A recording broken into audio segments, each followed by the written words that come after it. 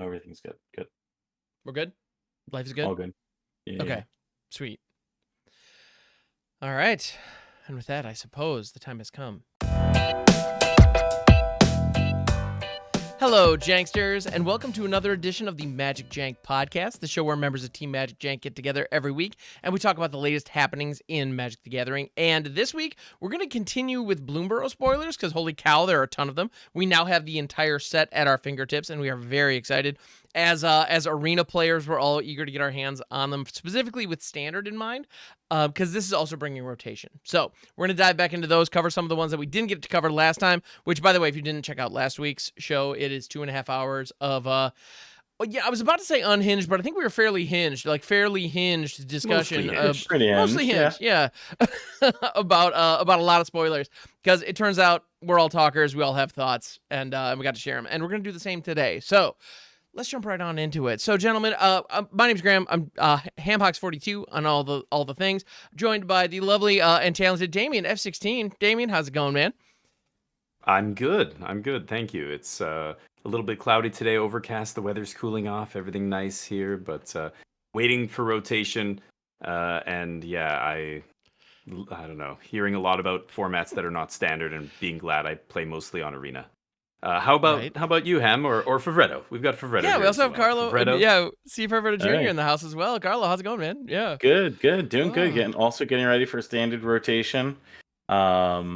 Exciting new standard brews to try out coming up this week before we take them to the arena ladder when it officially releases. So I'm excited to play with the new cards. Yes. So all of you out there who plan on just playing like the Boros Convoke deck or the mono red deck to just farm people experimenting on new stuff, I think I speak for all of us when I say you're welcome for the wins that we're going to be giving you as we experiment with the new cards.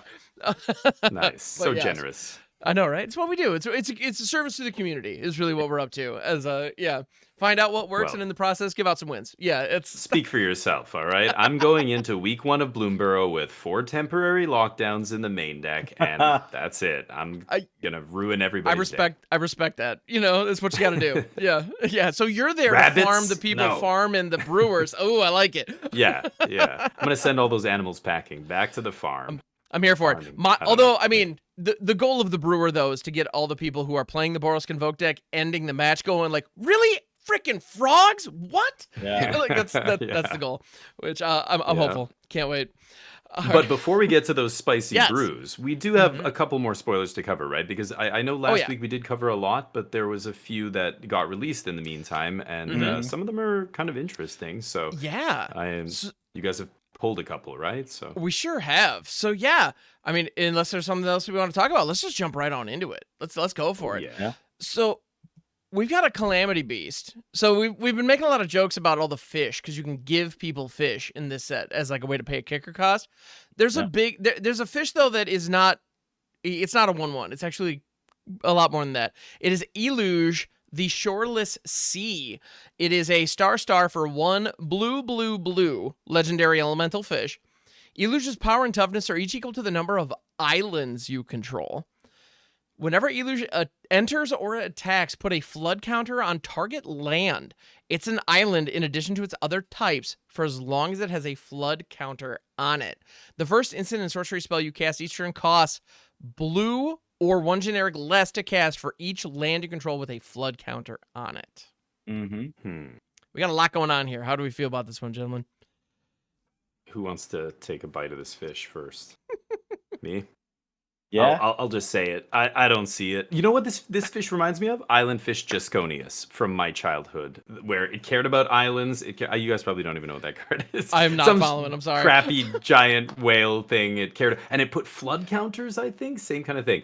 This is interesting. It's triple blue. I mean, that already relegates it to only the most heavy blue decks. I mean, probably just straight up mono blue, right? If you want to play this on turn 4. And I mean, I don't know what happens if your opponent gets rid of all your islands. This thing just dies. What happens if a Blood Moon's in play and there are lands with flood counters on them? Do they supersede the Blood Moon? I'm not even sure how that works. So, they're islands in addition to their other types. And it doesn't. I don't believe that it adds the basic. stay to it. So if you probably have a timestamp thing there. It's like when was the flood counter applied? Then we get into layers and stuff gets weird. But yeah. But yeah, no, if it's a non-basic land with a flood counter on it when the blood moon comes down, I'm pretty sure it's no longer an island. Right. And so Interesting. yeah, if you don't have basic islands, which if you're running mono blue, presumably you do, but maybe you don't, and then it would just die or shrink dramatically. Yeah. I mean, if I'm mono blue, I'm already playing Haughty Djinn. Haughty Djinn's cheaper. Haughty Djinn also makes my spells cheaper. Haughty Djinn has evasion and it's not legendary, and like there's so many reasons. So I don't know. I think it's an interesting commander card, or some could never see this being played in competitive constructed standard. But I don't know. What do you guys think? I mean, I agree. Carlo? Yeah, Carlo. What are your thoughts? I don't think there's anything I can add to the conversation on this card. It just from like plainly looking at it, it doesn't look like it does too much. I never want to tap out on 4 to play this creature. Making something an island in addition to its other types doesn't make any sense. If it said it made it an island, then yes, the card would be playable. Yes, if it was spreading seas counters, now we're talking, absolutely. Yeah. I don't know how much the first instant or sorcery costing less after tapping out for this creature on turn 4 is going to matter. It's going to let your new 4 mana counterspell memory deluge replacement card cost 1 less. In which case you probably should just be playing more of that card over this. Right. Well, and it's funny too because it can reduce colored costs. So I look at that and be like, oh, then all of a sudden a counterspell will only cost 1 instead of 2, or all of a sudden my opt is free, but like, woo, that's not that's not moving the needle. So the other thing I want to call out for anybody out there, this is the MagicJank podcast after all, and I know y'all are thinking it because I thought it. There is a card from the original Mirrodin named Quicksilver Fountain. It is not compatible the way you want it to be. Quicksilver Fountain is an artifact where at the beginning of each player's upkeep, that player has to put a flood counter on one of their things. And if a flood counter is put onto it by Quicksilver Fountain, that land is exclusively an island and it loses everything else. So that works the way it wants to. But it doesn't have a static that just says lands with flood counters are islands. And so if Aluge is putting the flood counters on it, they don't interact with this. It's very awkward and unfortunate. So glad we covered that though. 100% for anybody out there who's like, but wait, there was that other flood counter artifact from way back in the day. Yes, there was. I'm sorry, it doesn't work. Listen, I remember opening up this card in Mirrodin and just not understanding the way it worked. And I was also like 14 at the time, and I was like, I don't have time for this. I just got to find out how to land my Platinum Angel on the board and not lose the game. Yeah, I'm gonna play a Platinum Angel, put a Lightning Greaves on it. It's like that's just how this works. Like good old days. Yeah, exactly. Yeah, there was this, and then there was the there was another one that gave extra upkeeps. We don't need Aeon Hub, I think it was called. Anyway, we don't need to go there. But I did, so you're welcome, everybody. All right, so Illusion Shoreless Sea, this big scary Barracuda. I think it's a Barracuda anyway, but like it's a commander card. If you want to do mono blue commander shenanigans, go crazy. Ramp up to a big spell by putting flood counters on a bunch of your lands. Cool. Yeah. All right. Absolutely. What's next? Next up, we have another card that is funny. I don't even recall what this does right off the bat, but Vryn the Restless. Just looking at it, it looks also like a commander card. We have a legendary Rat Rogue, 3/4 for 2 blue black with Ward 2. If a creature an opponent controls would die, exile it instead. So, okay. At the beginning of each end step, create X 1/1 black rat creature tokens. With this creature gets +1/+1 for each other rat you control, where X is the number of creatures your opponents control that were exiled this turn. So where do we see this fitting? So this little rat Kalidas, kind of like. That's the first comparison is Kalidas. 4 mana, 3/4, legendary. Their creatures get exiled.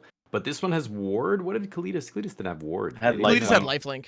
Oh, lifelink, right? Yeah, ward's a bit better there, I think, because the lifelink on Cletus Mm-hmm. hardly mattered. It was just but that said, Cletus hasn't seen play in ages. Yeah, no, not really. In standard, it did a little bit. It was like a sideboard card, right, against graveyards Mm-hmm. or decks Well, trying to reanimate and stuff. that ability of when a creature an opponent controls would die, you exile it instead, shuts off death triggers, shuts off recursion. If anybody out there is doing that, this shuts it down beautifully. Like, I was a big supporter back when Strixhaven was in standard of Valentin, the Dean of the Vein, I think it was the Golgari Dean, because he had that text on him, and he only cost 1. Like, I still think that card was slept on, for the record, but and so that ability can be very powerful depending on the matchup. Yeah, for sure. Yeah, and then I think that. Oh yeah, go ahead, Carlo.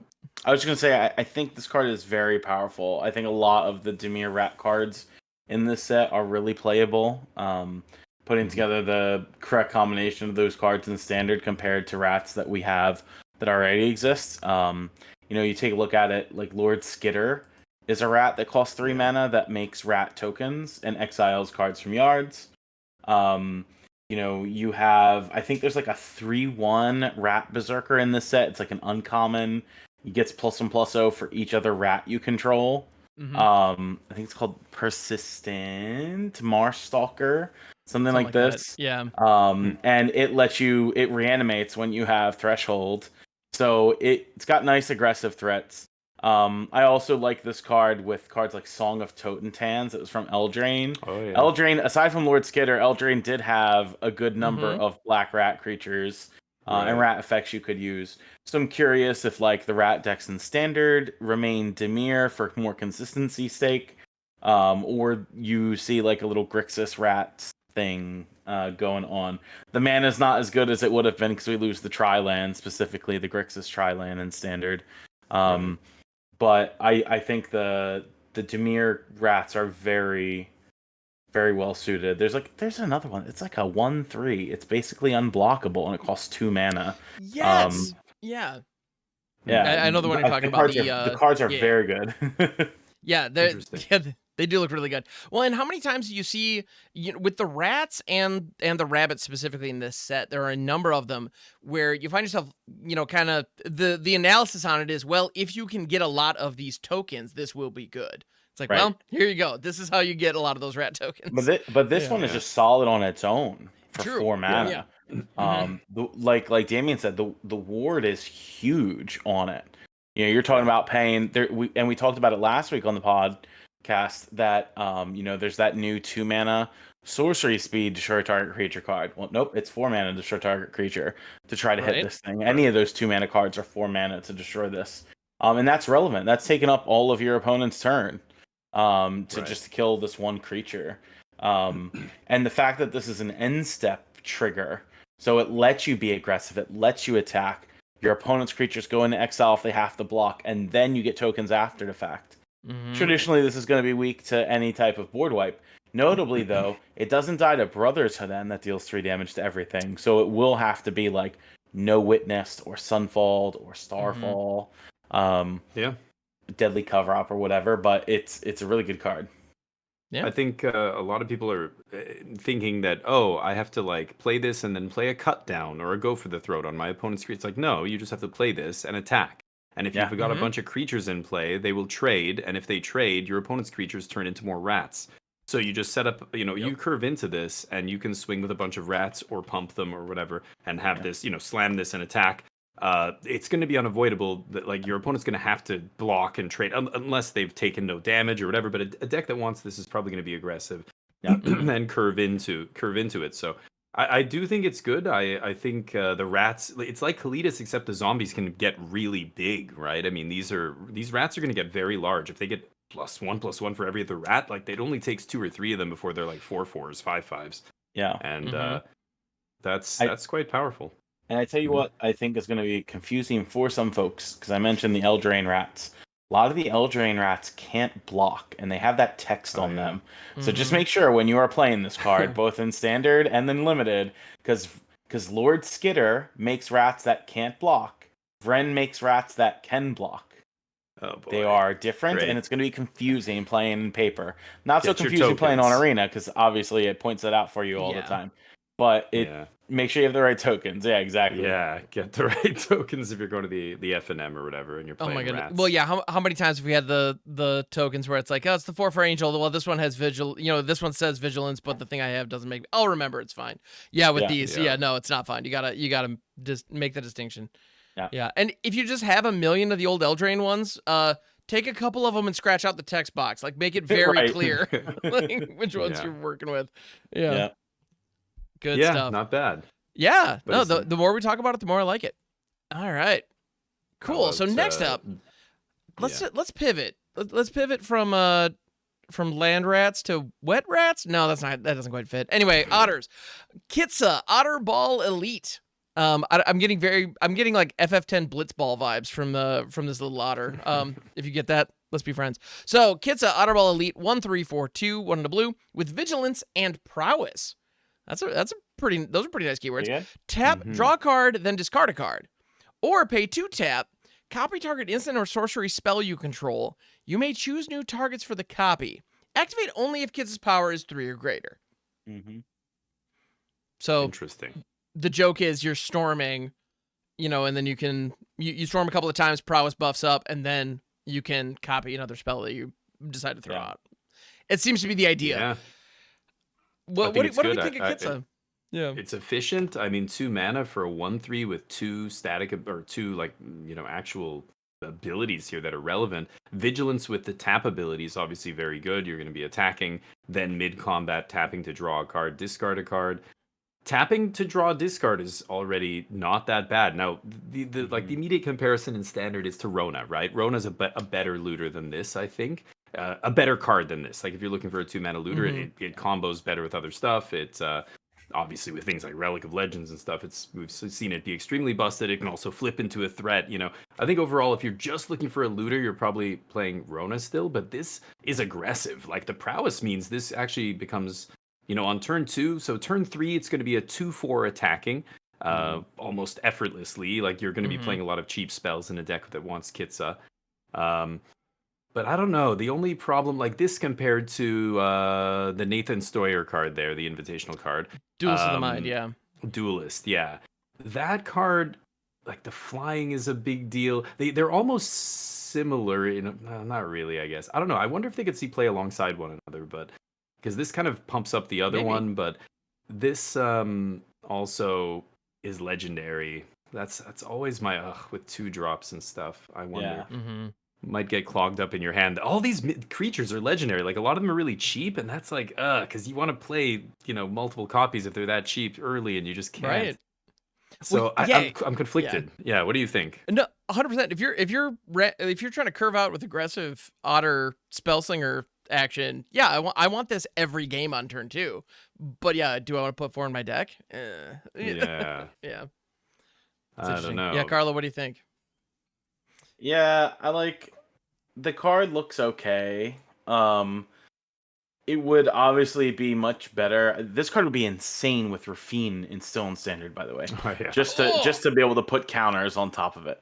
But Yeah. obviously this wants to go for sort of like that spell slinger type deck. You got to be playing cheap instants and sorceries with it. It makes me glad that Consider is now rotating out of standard because I think like Consider Sleight of Hand both in the same standard with this card goes a little crazy, especially with cards like Play with Fire and Shock.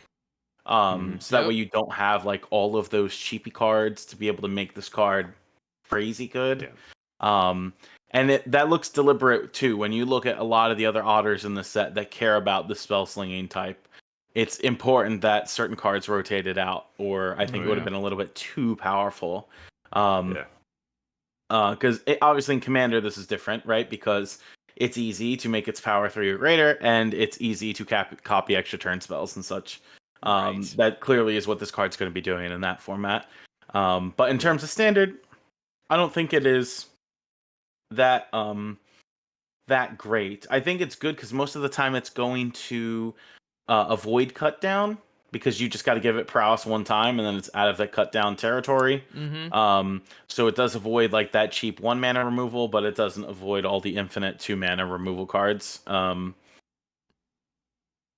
Seems Yeah. pretty easy I mean, to attack into and stuff like this. You Mhm. got combat tricks, attacking with it, then tapping it to draw and discard a card if you want, which is pretty cool. Yeah. But I agree with Damien, the legendary aspect of it makes it. yeah.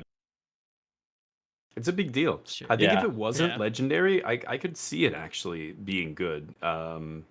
Again, in that kind of a cheap, a bunch of cheap, 1 mana cantrips and shocks and stuff like that, kind of blue-red spell slingers deck with alongside, Monastery Mentor or Monastery Swift Spear and all that kind of stuff. But Mhm. the legendary, it actually is kind of a deal breaker for me here. I don't know.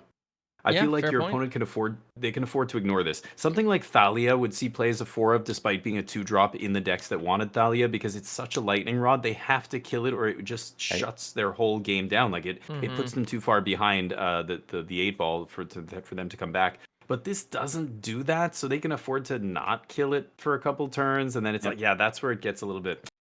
Shouldered's the same. Shouldered the Apocalypse, like a card much of a when it's that much of a lightning rod, then you can afford to play more copies, despite it being legendary, because you know that it's going to be almost instantly killed, and if they can't kill it, then you win.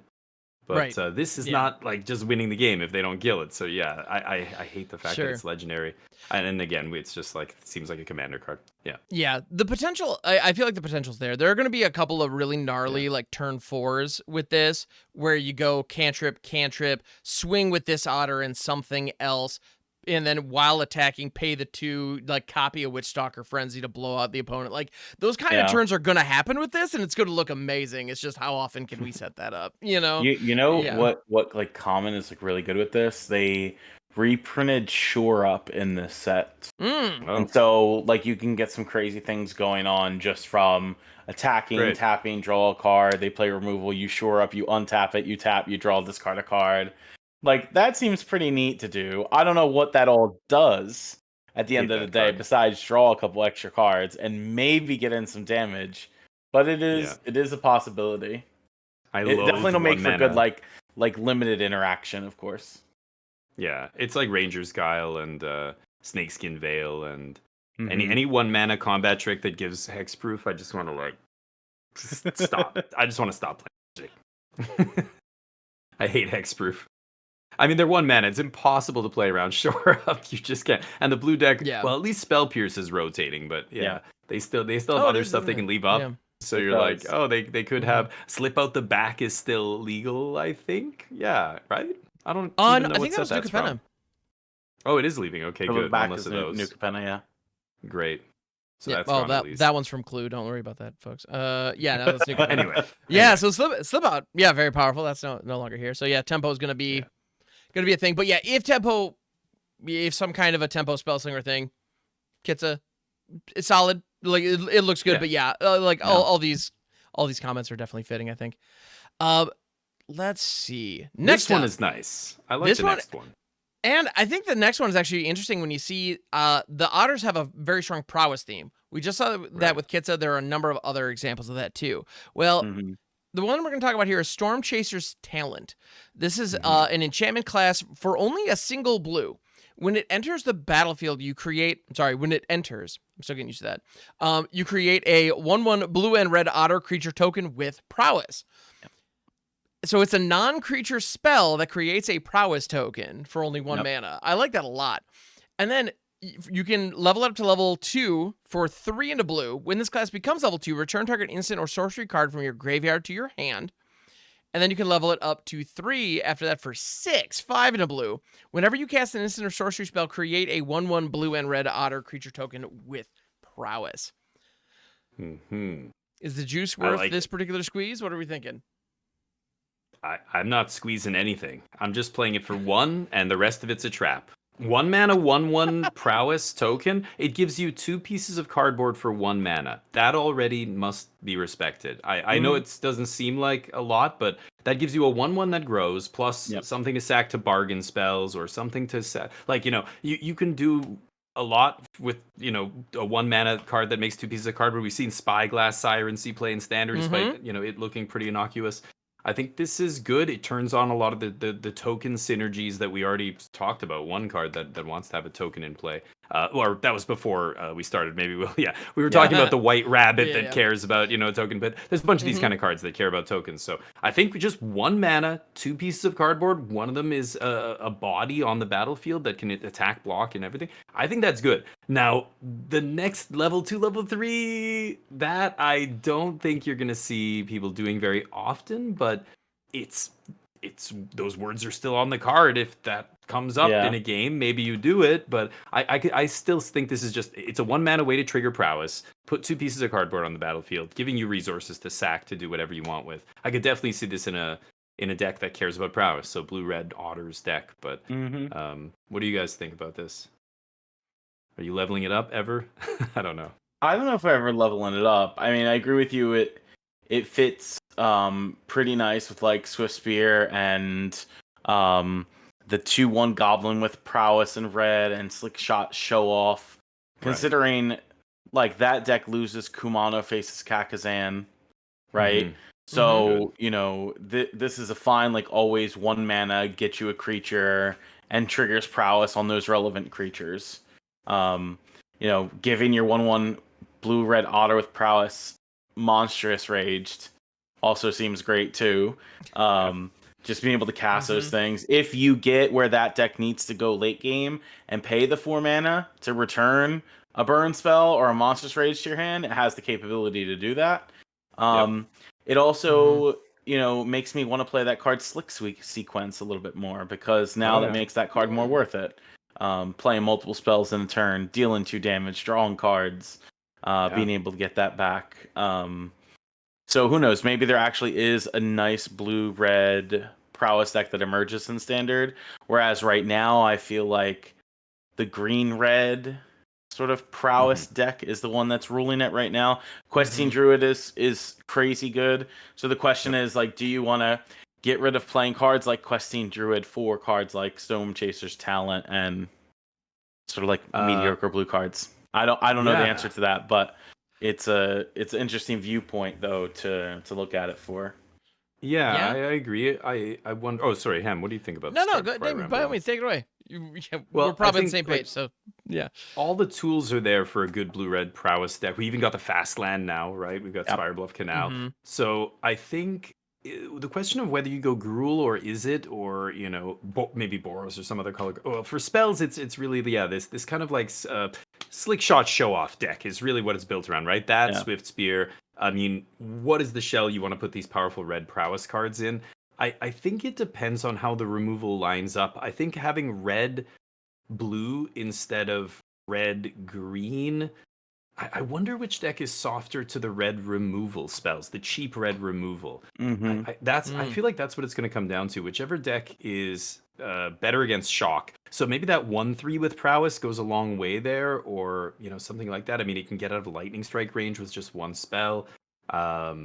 I don't know. Something like that may make blue the better choice. We just got Shore Up. The main reason to be green was to get Ranger's Guile and Snakeskin Veil. Now we got well, I guess no. Well, we've had we Shore had Up. it, but it I don't know. It just doesn't leave now because it was reprinted in this set. So I don't know. That's a good question. I'm not sure which one's better. I honestly don't know. We'll have to see, but I think it's going to depend on how much other support we get, and the otters in this set are full on like, is it storm action? Like they just are, like top to bottom. And so if there's some other gems in there that we can kind of flesh out to kind of shore up the difference, but in power between those Gruul decks, because you're right, the Gruul decks, because a lot of the spells that these decks are relying on right now are your Monstrous Rages and your other. It's a shame Ancestral Anger's leaving right as we get this, this kind of setup, because that cantrip is like, whew.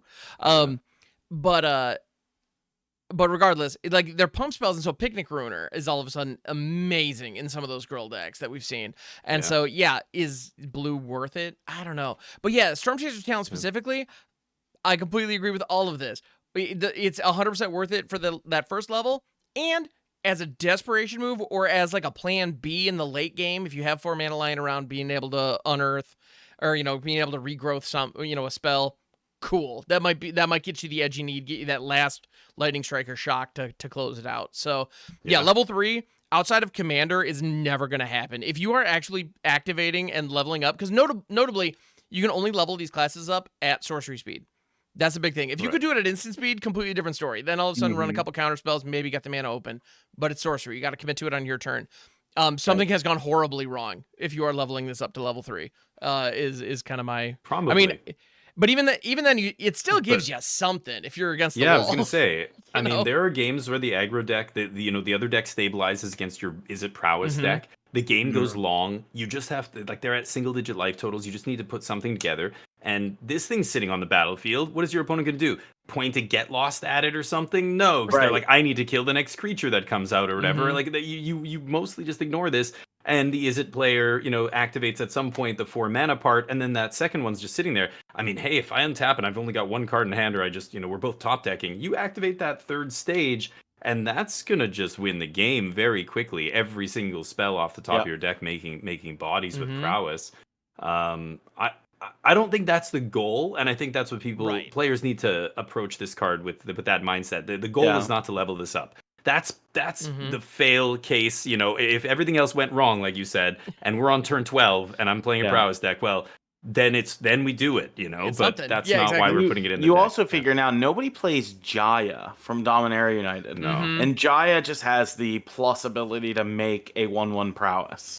Yeah. You know what I mean? Well, because 4 mana for a 1/1 prowess is just not a good rate. Right. So, like, would you pay all the way up? Like you're talking about in terms of the mana commitment. This is a 5 + 6, 11 mana to get to what Jaya can do for +1. Right. Yeah, but for sure. Jaya doesn't cost 1 mana. Jaya doesn't put a body on the field right off the bat. But the reason that these modes are so expensive is because in this deck that we're discussing, those abilities are very powerful. Like, they have to make them expensive. Yeah. Because if level 2 was even 3, I would say this is like S tier slam dunk. Yeah. Even 4 seems reasonable. I think still that's gonna happen a lot of games. Like, that's gonna be the top of your curve. You bring back that shock and then you untap and there's your prowess spell to pump your team and kill them or whatever. Because running out of gas is the storm player's worst nightmare, right? Please tell me Fading Hope leaves standard, right? It does. Fading Hope leaves, but there is another blue card. Another bounce spell. 1 mana bounce spell? It's in Bloomburrow. It's uncommon. It's called Into the Flood Maw. It returns a creature for 1 blue, or if you gift a tapped fish, you can bounce a non-land permanent. Did we talk about this? I don't think we have. No. Let's just jump right into it right here then. I mean, let's call an audible here. Game day decision. Yeah, Into the Flood Maw. Oh, and the artwork is depicting a frog wizard approaching one of those crustaceans that you see at aquariums that then you have nightmares about for weeks. I don't know. Maybe that's just me. But those crabs with the really long legs that look almost like spiders. Yeah. But yeah, I mean, it's similar to Fading Hope in that you can target a creature, but then being able to bounce any permanent? Yeah. Any non-land permanent. Non-land permanent. Yeah. But it's very important. It's a tapped fish. So you can gift on your turn and still swing, and they can't even use it as a blocker like that. That's very powerful. And again, in a deck like this, if it's a tempo aggro deck, they're going to never be gifting anyway. Like, you only want to bounce their creatures. There's rarely a non-creature permanent that you'll even care about. But hey, you've got that clause just in case. Like, that's really good. Yeah. Choices are always good. Okay, well, that means this deck might actually be real. These are the reasons why when we're talking about Gruul or is it, like, it's this kind of stuff that might be, like, if this is better than, just shocking them, I don't know, maybe the blue version is better. Anyway, Storm Chaser, I think we all agree, is going to be excellent, and I think it's going to see play for sure in Standard. And even in Pioneer. Yeah, I'll be surprised if it doesn't. So this is a good segue into the next card we were going to talk about, which is Valley Floodcaller.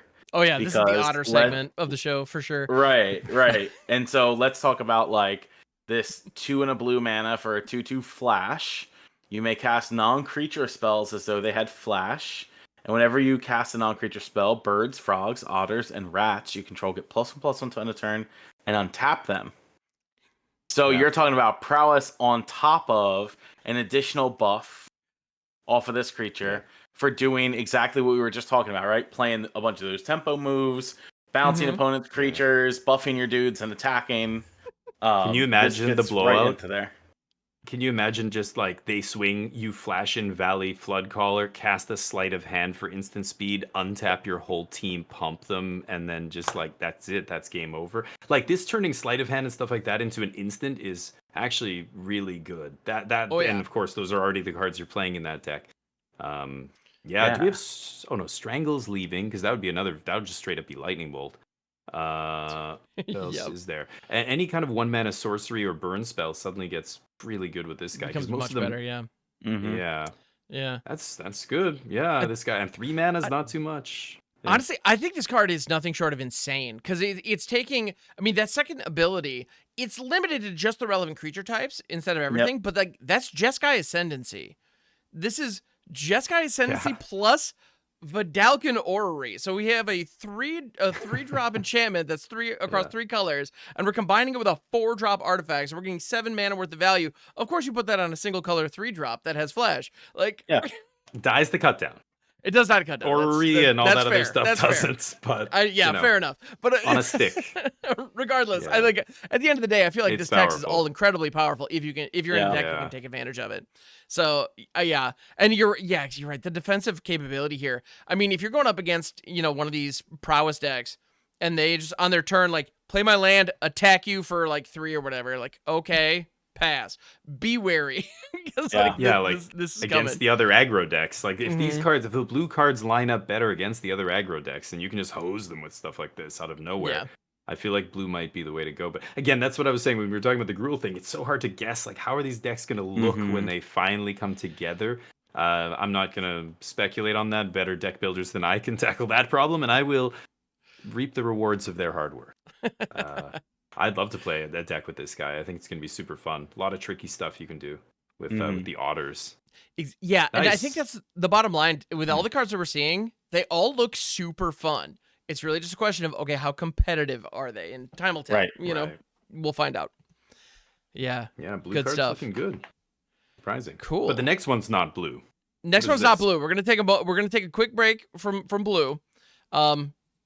Knowing the mood I'm in, I'm sure we'll find our way back to it. But you said take a quick break, and I was like, we got a sponsor?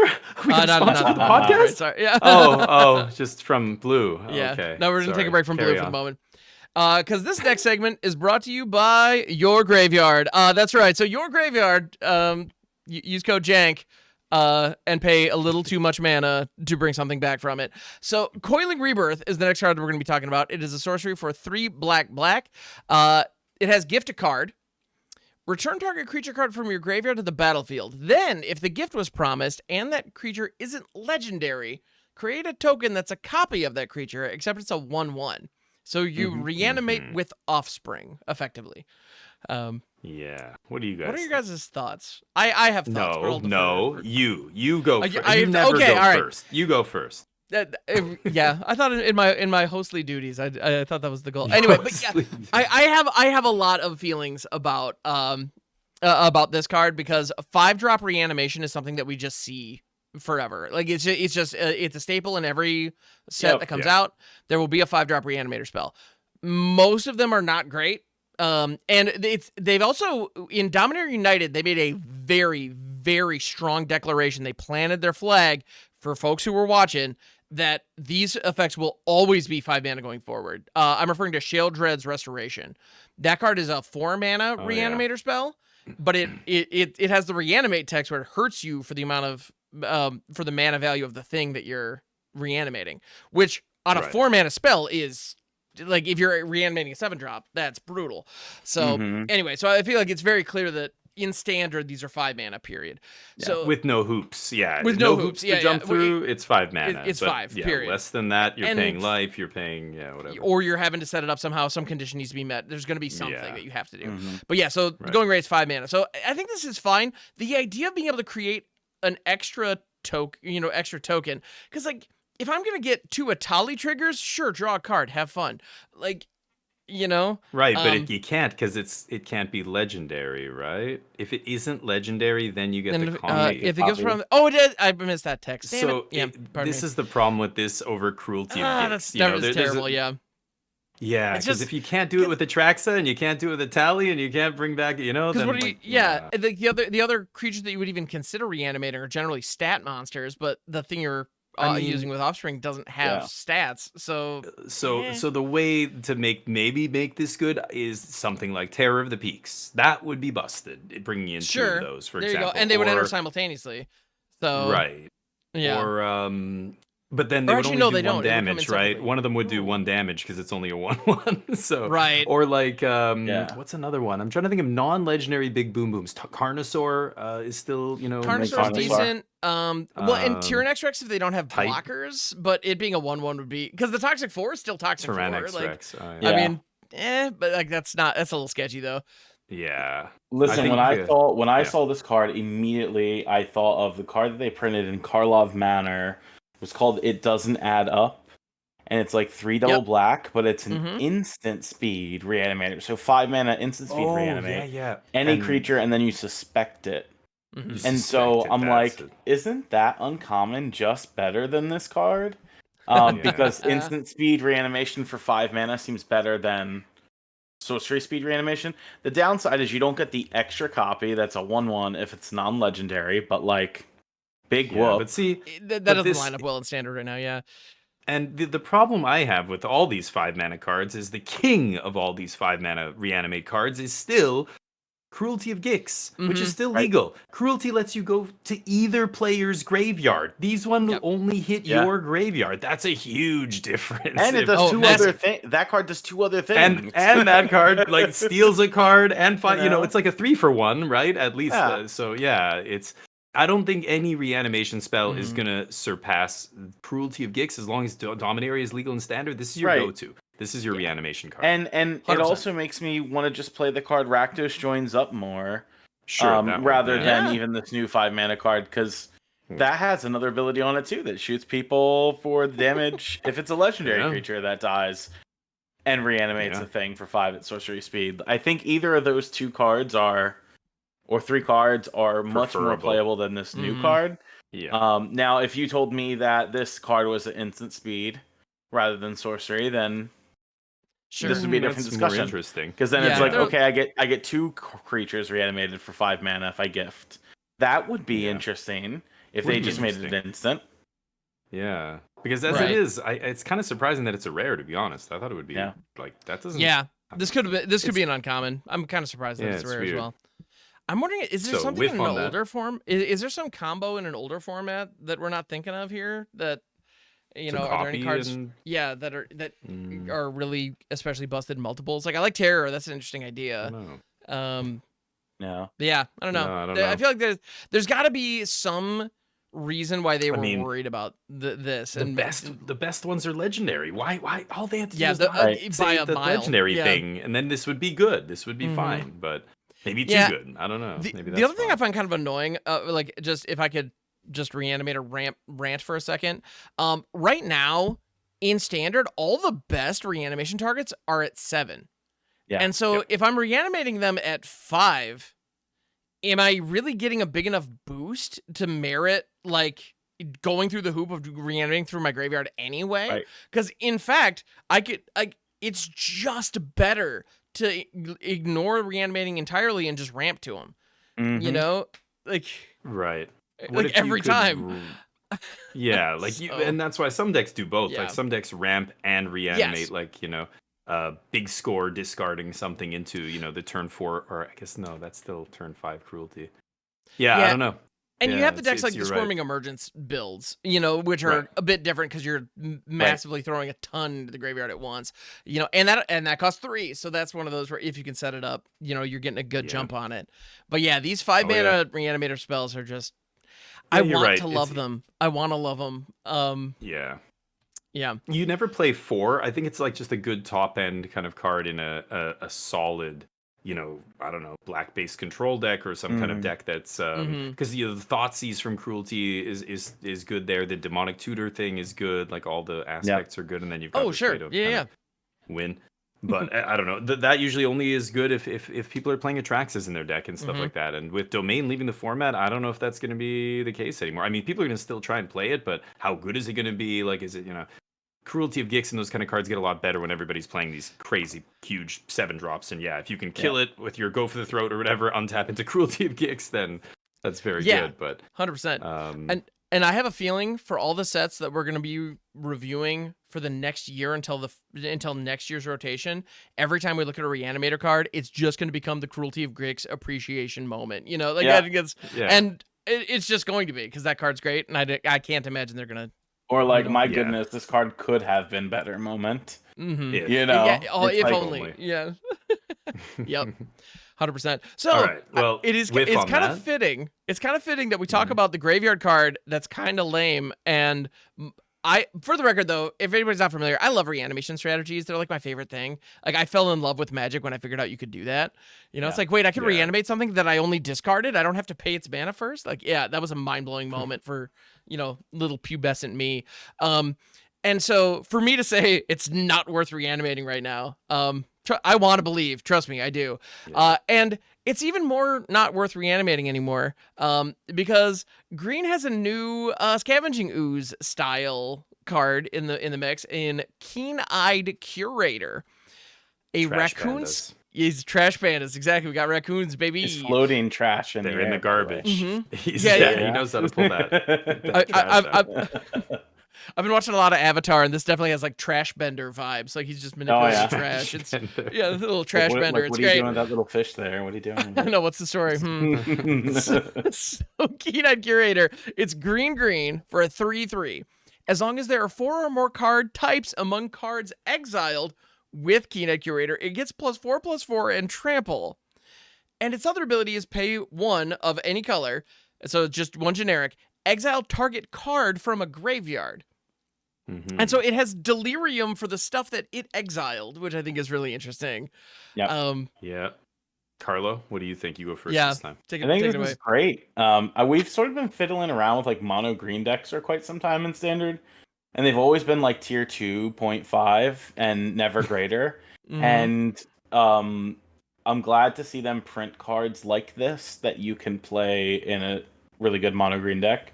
3/3 for 2 mana is relevant. Doesn't get cut down. That's important Yeah. if you're trying to play an aggressive or mid-range deck. Mhm. It has the ability to exile the cards in graveyards and can possibly be a 7/7. So like my 2/2, if it sticks around and becomes a 7/7, what are you gonna do? I mean, you could cast a 2 mana removal spell against it, but the curve of playing cards like this into like Pelucranos Reborn or whatever that one's Mhm. called, for it's the 4/5 for triple green, seems pretty strong. Because here, let me attack you with this 3/3. Okay, 4/5 in play. Then what am I going to do? Play the 4-drop 4/3 that has backup that finds you more creatures to put a counter and give trample to a creature. Doomscar Warrior, I think it's called. Yep. That seems like a good 2/3/4 curve out for me, assuming your opponent doesn't wrath you on turn 5 with Sunfall. But you know what I mean. It seems pretty strong. But even then, we're opinion. talking about turn 5 Sunfall on the play. You know, like if you're on the play with that, that actually looks decent. Like I think, because the thing that the green deck's been missing, the 3 and 4 drops have been good for a long time. Yes. It's been missing early damage. Yep. Yeah. And so far, the only other 2-drop that mono green's been playing lately is the 2-drop from Karlov Manor. It's the uncommon. The power toughness is equal to the forest that you have on the battlefield, and that gets cut down if you play that card on 2 mana. This card does not.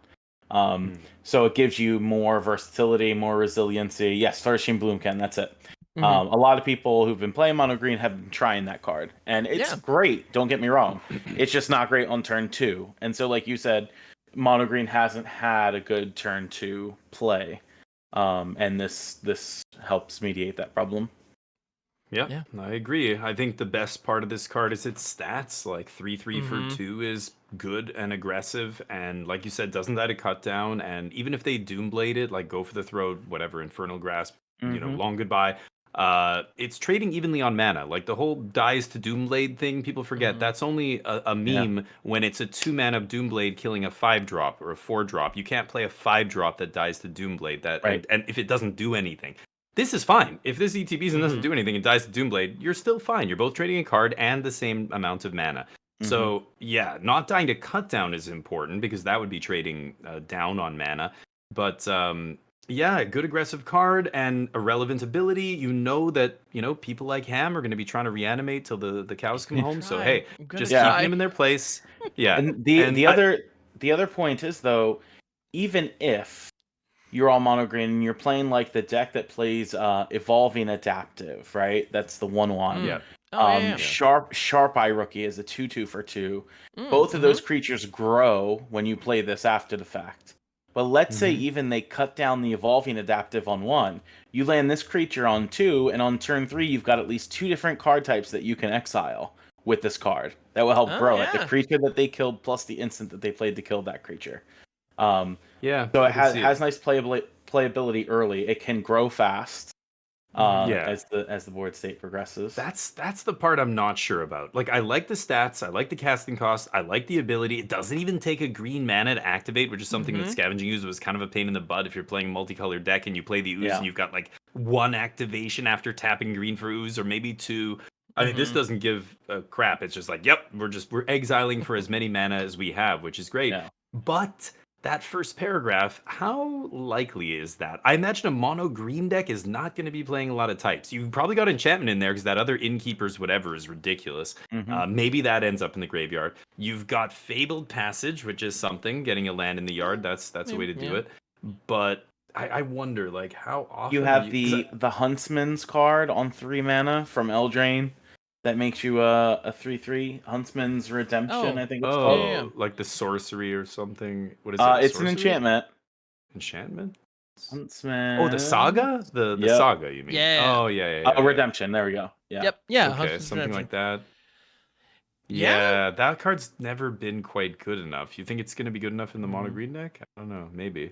I guess it is a creature, and it's not terrible. It lets you sack creatures to search for others, right? Or more basics, and then it pumps and gives trample to creatures on 3. So at worst, it's a 3/3 that also grows those other 2 creatures I talked about on curve, or lets you sack your cheapy 1/1 to go search up a bigger drop to play, and then it. The plus and trample is always nice too. Imagine getting that raccoon to be a 7/7. And then that is cool. The third part of this ability. I mean, that gets a trample, but it pumps it higher. Yeah. I just think that's like it's like the icing. It's like the level 3 on that blue enchantment. Like that's not even why we're playing it. Hey, 100%. If it happens, then great. But I wonder how often that's going to happen. If it ends up happening a lot, if there's like a really great artifact that's seeing play in a ton of people's decks or whatever else, or if everybody's just playing Fabled Passage and stuff, maybe you're getting there more often than not. Yeah, not wrong. Yeah, if that first line of text, if that first ability wasn't there, I would still love this card. So the fact that it's icing. It's just which is so funny because if that was a stronger element of this, like if the stat boost was bigger but its base stats were lower, I would say sideboard graveyard hate at best, and we move on. But the fact that its base stats are so high, I think is makes our little trash bender friend here pretty darn good. Yeah, big fan. Yeah, he'll see play for sure. And when it also notably, not that I necessarily want to talk for this card for much longer, but that stat is so important that it's a 3/3 because it also lets you block the early stuff that like mono red players are trying to play against you. Yes, doesn't stop Slickshot Show Off, but it sure as hell is definitely at least trading with a pumped Swift Spear and a pumped Codebreaker. And that's so important. If you are playing mono green, you should be mopping up the floor with mono red. Like you should almost never be losing to a mono red aggro deck if you're playing mono green. You're just every creature at every mana cost along the curve is going to be bigger than theirs. And and that's part of the problem with the green creatures that we currently have, because we have like Evolving Adaptive, Quarian Beastcaller. We have these creatures that like grow, but they start small, and so red can pick them off and prevent them from growing. So these that just hit the battlefield and just are big are so important. Pelubrinos, like I forgot that card was an Aftermath card that March the Machine, green. I think. Yeah, but it was. Was it March? Oh, okay. I think it was March. Okay. Yeah, but it's triple green. That was even in standard. Yeah, and that card should be great, and it's just it just hasn't had a home. But there's another card that I want to talk about. That fun fact can line up against Slickshot Show Off, which I'm pretty excited about, and that is Scrap Shooter, another Trash Panda in green. This one. So we were just looking at a 3/3 for 2. This one is a 4/4 for 3. 1 green. It has the ability gift a card. It also has reach, noticeably. I think that's the big deal. When it enters, if the gift was promised, destroy target artifact or enchantment an opponent controls. Like, this Huge. is this is killer, right? Like, Yeah. It's huge. It blocks not only slick Sage. shot show off, but it also blocks things like Haughty Gen if you think the mono blue deck is making a comeback, right? Just because it's a 4/4. Yeah, you could gift the card. It also helps grow all of those creatures that grow when you play creatures greater power and toughness than them, so it works really well with Sharp Eye Rookie that gives you clues that you can then sack to generate card draw in that deck. Yeah, it's just it's what Bloated Contaminator is not, right? Bloated Contaminator is the other 4/4 for 3 mana that cares about The poison, toxic guy, right? Yeah. right? Yeah. This is much better than that card in terms of what you think the metagame might be after the fact. It also blocks Archangel of Wrath. So if you think that the domain deck is sticking around and playing that Angel, still, they ain't getting through. They need Atraxa to kill you. That's incredible. Yeah. Well, It's, and this pops a Leyline Binding that took something else, previously. Like, It pops Leyline Binding. It pops Ancient Cornucopia. It pops up the Beanstalk. Yeah. All of those are pretty good. cards. I mean, giving your opponent a card is not amazing, as we've covered before with this gift mechanic, but it's a real it's not downside, Rex for sure. Age. But that body is thick. I like it. That's gonna be a pain in the butt to get past. Holy crap! I mean, and for those of you who are watching on the YouTube, Ayo, like look at the art of Scrap Shooter for a minute. Do you see how many like elemental arrows that it's got in their one hand? And it's a beefy boy. Like, it's coming to battle. Love it. That's large. So curving that 2-drop 3/3 into this on turn 3, like 3/3 into 4/4 on turn 3 is very powerful. And then you follow it up with a good 4-drop, and that's a nice curve.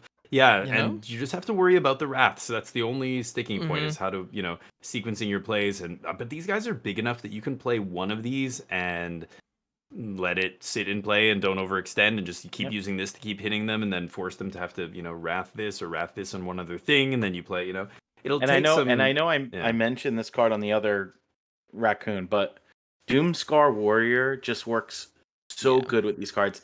Like Doomscar Warrior from March of the Machines. It's like almost not playable up until this point.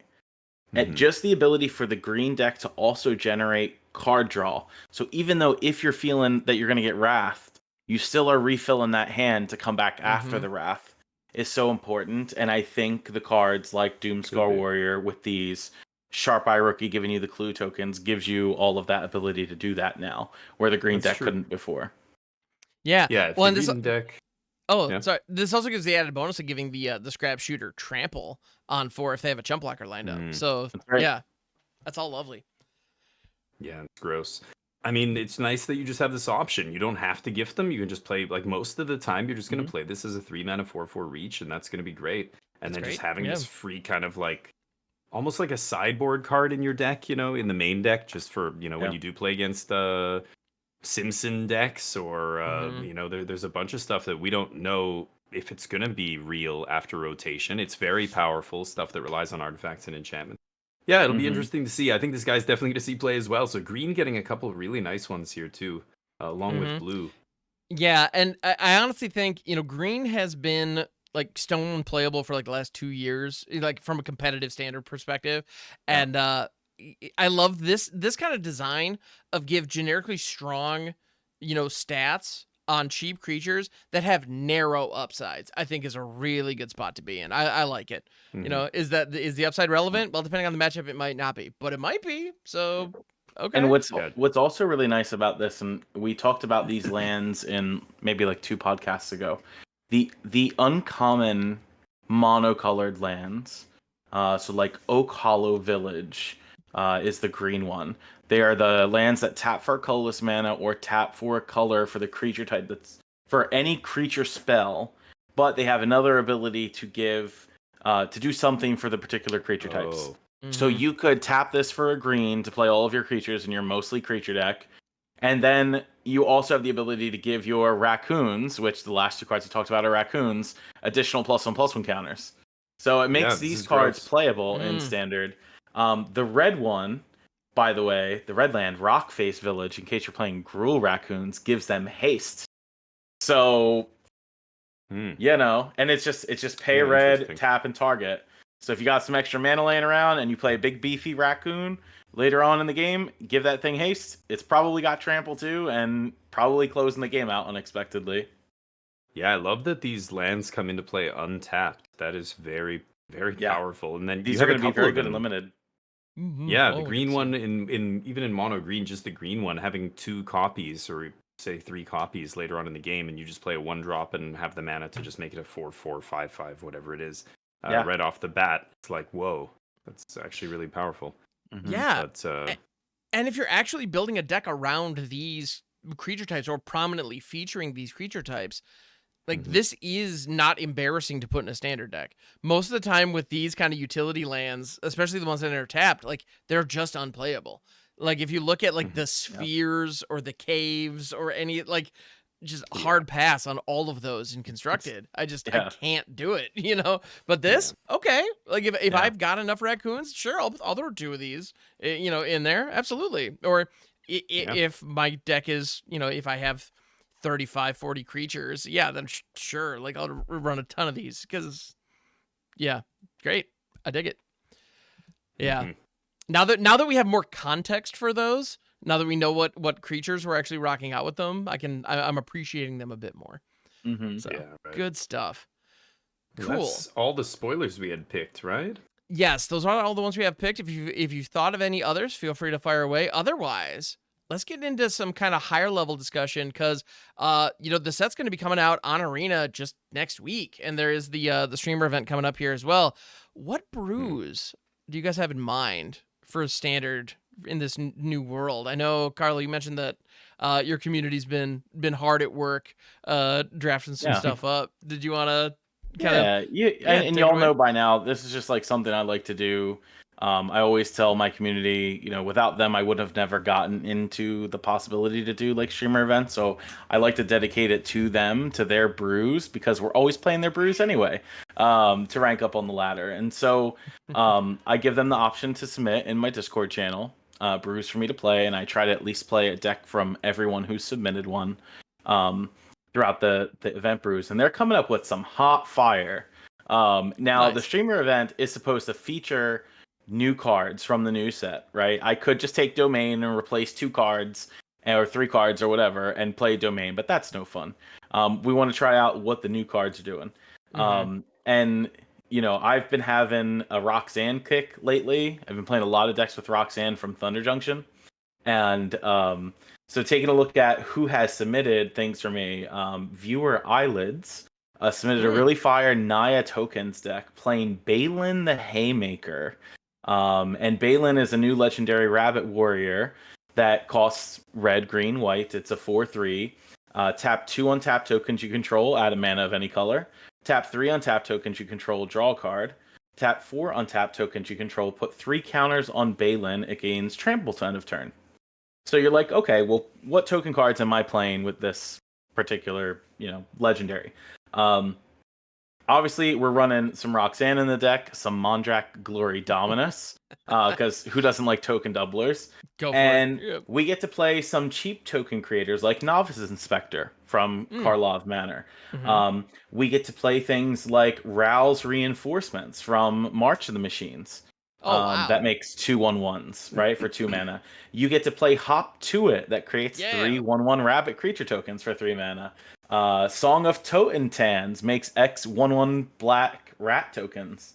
And you get to play sweet cards like Virtue of Loyalty, which of course generates you a token or pumps all your team consistently. And you get to play the new White Season of the Burrow, which can generate you 5 tokens for 5 mana or reanimate things and stuff like this. So nice. I'm excited to try that brew out. And it also takes advantage of like the creature land from Ixalan, Restless Prairie, that buffs your entire team as well when you get to attack with that.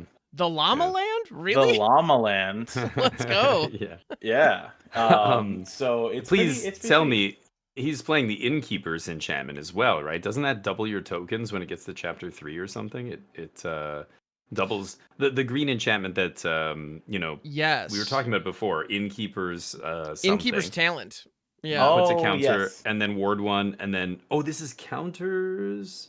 Oh, it's only This is counters. I thought it put counters, I think, yeah. tokens. Oh, my bad. Oh, My bad, it's my the bad. Okay, it's I the thought it other was half of doubling season. season. Yeah. It's only one Yeah. half, right? Okay, Yeah. never mind. Dang. Yeah. Carry on. So Tokens, this deck seemed pretty sweet, so I'm excited to give this a go. It's got, Yeah. of course, some cheap drops. If you can do Balin's thing, that's great. If not, you just generally have a bunch of tokens. Obviously, we are playing best of one only for the streamer event, because we would definitely need the 2 mana, give our creatures indestructible against anybody who's going to wrap us card out of the board. I think this deck is a prime example of that. But yeah, I'm excited to give this type of a deck a go. Yeah, Nice. Balin the Haymaker is an interesting one. 4/3 rabbit for 3 across 3 separate colors, and just mode after mode after mode. If you have tokens, if you've got a lot of tokens down, oh my goodness, having any of those abilities at your disposal could be nuts. Because it also doesn't say that they have to be creature tokens. Like you might think first, rabbits, so we have all creature tokens, but no, your maps, your clues, any of that jazz, it's all fair game. Yeah. So it's funny. yeah. A lot of the cards in this set feel so versatile. They all have so many modes. They have these options. Like a lot of them, like when you look at those level up enchantments, you think, oh, that's the whole card. It's like, no, just the first part is the card, and then it's got these other modes that you can, like when we were discussing the blue one there, you can, opt into this or not. Like this, just having a bunch of abilities, the gift, the offspring, all the cards, all the mechanics in this set give you so many options as to how to play them. We were talking about the unsummon that can gift, and it's like all these normal cards that we're used to, but they have these additional modes. It's really good, but it makes for a lot more skill intensive games. Like there's so many more lines that you can take, and it'll be really interesting to see.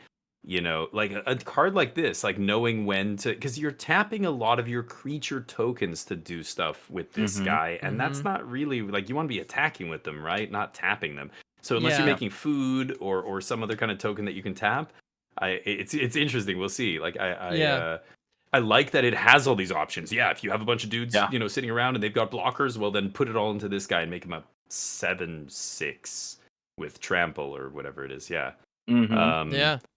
It'll be interesting to see if cards like this, end up being good enough. It's funny because I agree with you that, generally speaking, token strategies, you're going to want to be punching a lot. But like the Boros Convoke deck, it's not uncommon for that to take 2-3 turns without attacking at all, as it's just buffing up the Warden of the Inner Sky, getting out a Night Errant of Eos. And then before you know it, Imogen's Recruiter comes down and they're crunching in for 35 on turn 4 or whatever. But those there are multiple turns early where they're not swinging.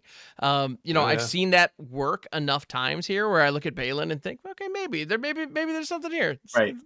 Yeah. The draw card. I mean, you can almost certainly just slam this guy and immediately draw a card if you've got a couple. You've cast Resolute Reinforcements or whatever into him. Right. Yeah, or I guess not. Stuff. Yeah, Reinforcement still only gives you 1 token, but anyway, that looks sweet. That does look good. Hem, what are you Good brewing stuff. up over there? Ooh, what kind of so jank what do you got going on? I don't have any lists fully concocted yet, but there's one style that I'm actually very eager to play. We're talking a lot about, mono green and what it can do. Obviously, I'm interested in the mono green kind of stompy action, but I'm also incredibly intrigued by frogs, specifically Mist Breath Elder. I cannot wait to build with this little guy. So it's a 2/2 for 1 Frog Warrior. At the beginning of your upkeep, return another creature you control to its owner's hand. If you do, you put a +++ counter on it. Or you have the option of bouncing the Mist Breath Elder. So you can just bounce. You can bounce him if you or them. If you have something else, you have to bounce it. So that's the downside, is it forces you to bounce something else.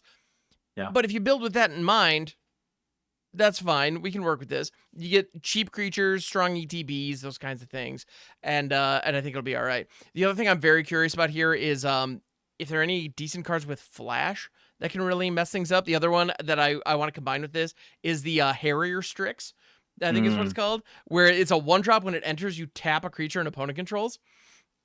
And so this is able to reset that every single turn and grow so that they're not allowed to have blockers, as you just kind of just crunch in every turn, just Simic Tempo style. Like honestly, Mist Breath Elder, and we have Shore Up, sticking around and those kind of things. Mist Breath Elder has an opportunity to be like Delver, now that Delver's rotating, you know, Yeah. in kind of a new world. Yeah, and I want to see Heard it that here happen. first. Miss Right? Breath I'm Elder calling is it Delver. the new It's the green Delver. Delver. The Delver I like it. 2024. It's a frog. I Yep. love, it's the most spinning your wheels kind of thing. Like, because you, like, when you're bouncing, you're not attacking them. You're not, I'm thinking, what No. about in, like, Simic Cookies is the Simic tempo deck we're seeing. Right. And hey, you bounce the, whatever, the gingerbread dude who, not the gingerbread dude, the Tough other Cookie. one. Tough Cookie. Yeah. Yeah, Tough You Cookie, bounce but- Tough Cookie. You've got some ETB. But you don't want to be bouncing like your one drop that the little dragon dude that grows, or like, a bunch of these No. creatures already grow a bunch. You don't want to be bouncing anything else. Can't Wow. bounce artifacts, can't bounce enchantments. But I Spyglass know. Siren has a strong ETB. You've got Yeah. the Strix, you know. Okay. So like, so you Fair. do the Spyglass Siren loops. You explore onto this every turn, so you make sure Yeah. you hit your land drops. It's gonna grow even more. So this little one drop could become a 5/5 very fast if you have it. What If you're building it that way. Oh So God. It could. I'm just looking. I mean, Mhm. Ham, if you are enjoying that frog, oh yeah, I am. may I introduce you to a Golgari version of this like kind of Ooh. deck that you're talking about? Ooh, go on. Heimdall from my community submitted a Golgari, what they call a landslide deck, featuring that frog. But Yep. just when you thought Aftermath Analyst couldn't be used anymore, let me introduce you to a card that you would like to self-mill with. And then reanimate the lands for Iridescent Vine Lasher, which has a landfall we know this ability. one. This is when a land enters. Oh yeah. We deal one. So obviously you can make multiple copies of Vine Lasher because it has this offspring ability, right? You get to play the other new card called Clifftop Lookout, which is the 1/2 for 2 and a green that gets you any land from the top of your deck, basically. I'm high on which Clifftop is Lookout. a Yeah. very clear replacement in the ramp decks for Topiary Stomper that's going away. Mhm. And you also get to commit crimes with Free Strider Lookout, which also happens to get you lands. And we talked about this last week, playing like Blossoming Tortoise as like a 4-drop in this type of a deck. So we're doing a bunch of self-milling. We're still reanimating lands. Might not be necessarily as good as like the Capenna fetch lands. But hey, reanimating any land's great when your ETB kills your opponent, right? And Fabled Passage is back. We've got, Yeah, bringing Escape back. Tunnel if we want to add that in there because it's strictly better, Terramorphic or whatever. So like, and you know what other card that the Aftermath Analyst deck was playing in the Jund version? Pitiless Carnage, where you get to sack all your permanents and then you can reanimate them again. Or reanimate the lands anyway with the Analyst. So like, goodness. that card is still very much playable. If that sort of deck moves, we said we don't need World Souls Rage anymore. It's out of here. You don't need that. We've got Iridescent Vine Lasher. I'm excited to play with this card because it is. And then you combine that with a bunch of crime, right? Like obviously you get to play, cards that discard cards out of your opponent's hand. The removal spells you play, it's all crime for the Lookout to do what you want to do. So. And Vine Lasher's trigger is notably target. So that's the other. And why not bounce Vine Lasher to your hand and then recast it with Offspring again and reanimate some more lands? Make more. Oh my goodness. I love all of these words that you're saying. I'm I'm on board with all. Well, of it's this. funny you mentioned. Oh yeah. I was gonna say it might be some jank. Who knows? But it's our kind of jank. It seems solid. Might be something though. Yeah. Yeah, there's something there. It all makes sense to me anyway. I mean, it's funny you mentioned Vine Lasher. The deck I'm most looking forward to playing is the Aftermath Analyst and this guy. Yeah. And I mentioned last week I was talking about Pitiless Carnage. I said like this guy with Pitiless Carnage is ridiculous, and we've seen that already in Standard very briefly.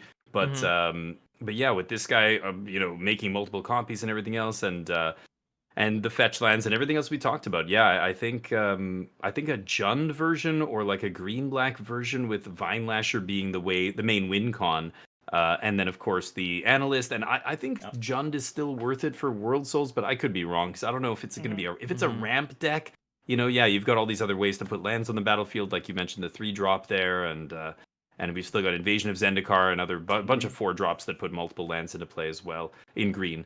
So yeah, that's what I think is going to be really interesting to play with, because it's almost impossible for your opponents to avoid taking damage. Land drops, I mean, you're going to be putting, there's so many ways to put lands into play. It's very hard to interact with that. Like, what are they going to counter every single piece of ramp you play? Like, they've got to kill this guy.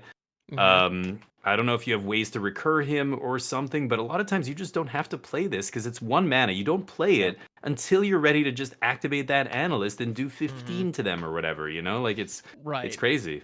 But I'm looking forward to that kind of a deck. I, of course, have no list or anything like that yet, but it doesn't matter. Just the core cards, knowing what cards I want to build around, that's already that's the thing we should be thinking about. And then the details will figure themselves out. We'll figure them out. There's a lot of stuff you could put in there. Yeah. Well, I love all of this. And to the point where, like, this sounds so nasty, I almost want to see if I can put together an Explorer list just so I can get those new Capenna fetches still into that deck. Because the speed that they give and the life gain is notable. So, I don't know. But yeah, that's savage. I think we can all agree Vine Lasher is going to be an absolute house. Yeah. That or the blue-red prowess deck. We'll see. But that deck doesn't have quite as clear... like an engine card. Like it's just got a bunch of cards that all kind of contribute to the overall plan, but there's not like this one linchpin like that guy, the Iridescent Mind Lasher, that just ties it all together and just elevates it to this like kind of combo finish that you can pull off. But blue red's still going to be very good. I think it's going to be better against the bigger decks than mono red. Like the other low to the ground aggro decks are going to get hosed by green and stuff, whereas blue red won't have that issue because they've got things like unsummon and stuff when you're trading 1 mana for their 3-drop or their big green dork. It's like they're not going to be able to keep up with you tempo wise. But we'll see. Yeah, I'm looking forward to blue red in that Jund lands deck that you were talking about, the Golgari version, but I'm thinking of something like that as well. I think that's going to be very powerful.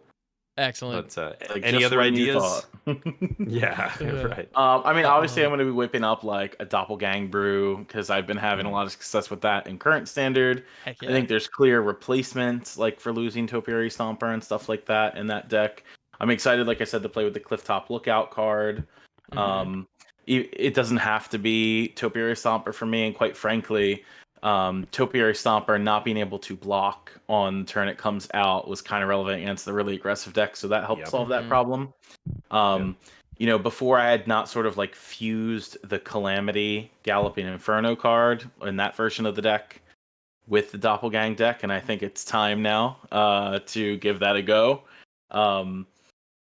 You know, outside of that, you know, we've been cooking up, speaking of food, in case food is your jam, Go Cowper did submit to me a deck last night for the charity stream that I was doing, and it was just mono green food ramp, and we went like 5-1 on the ladder with it throughout the night, against like Esper midrange and all this stuff, and I'm like, this is great, we're cracking them with food, and you get all of these new food cards with Bloomburrow, namely Thorn Vault Forager, which is a squirrel that by itself it's a 2/2 for 1 and a green that taps for a green, but it also says tap forage, add 2 mana of any combination of colors by exiling 3 cards from your graveyard or sacrificing a food.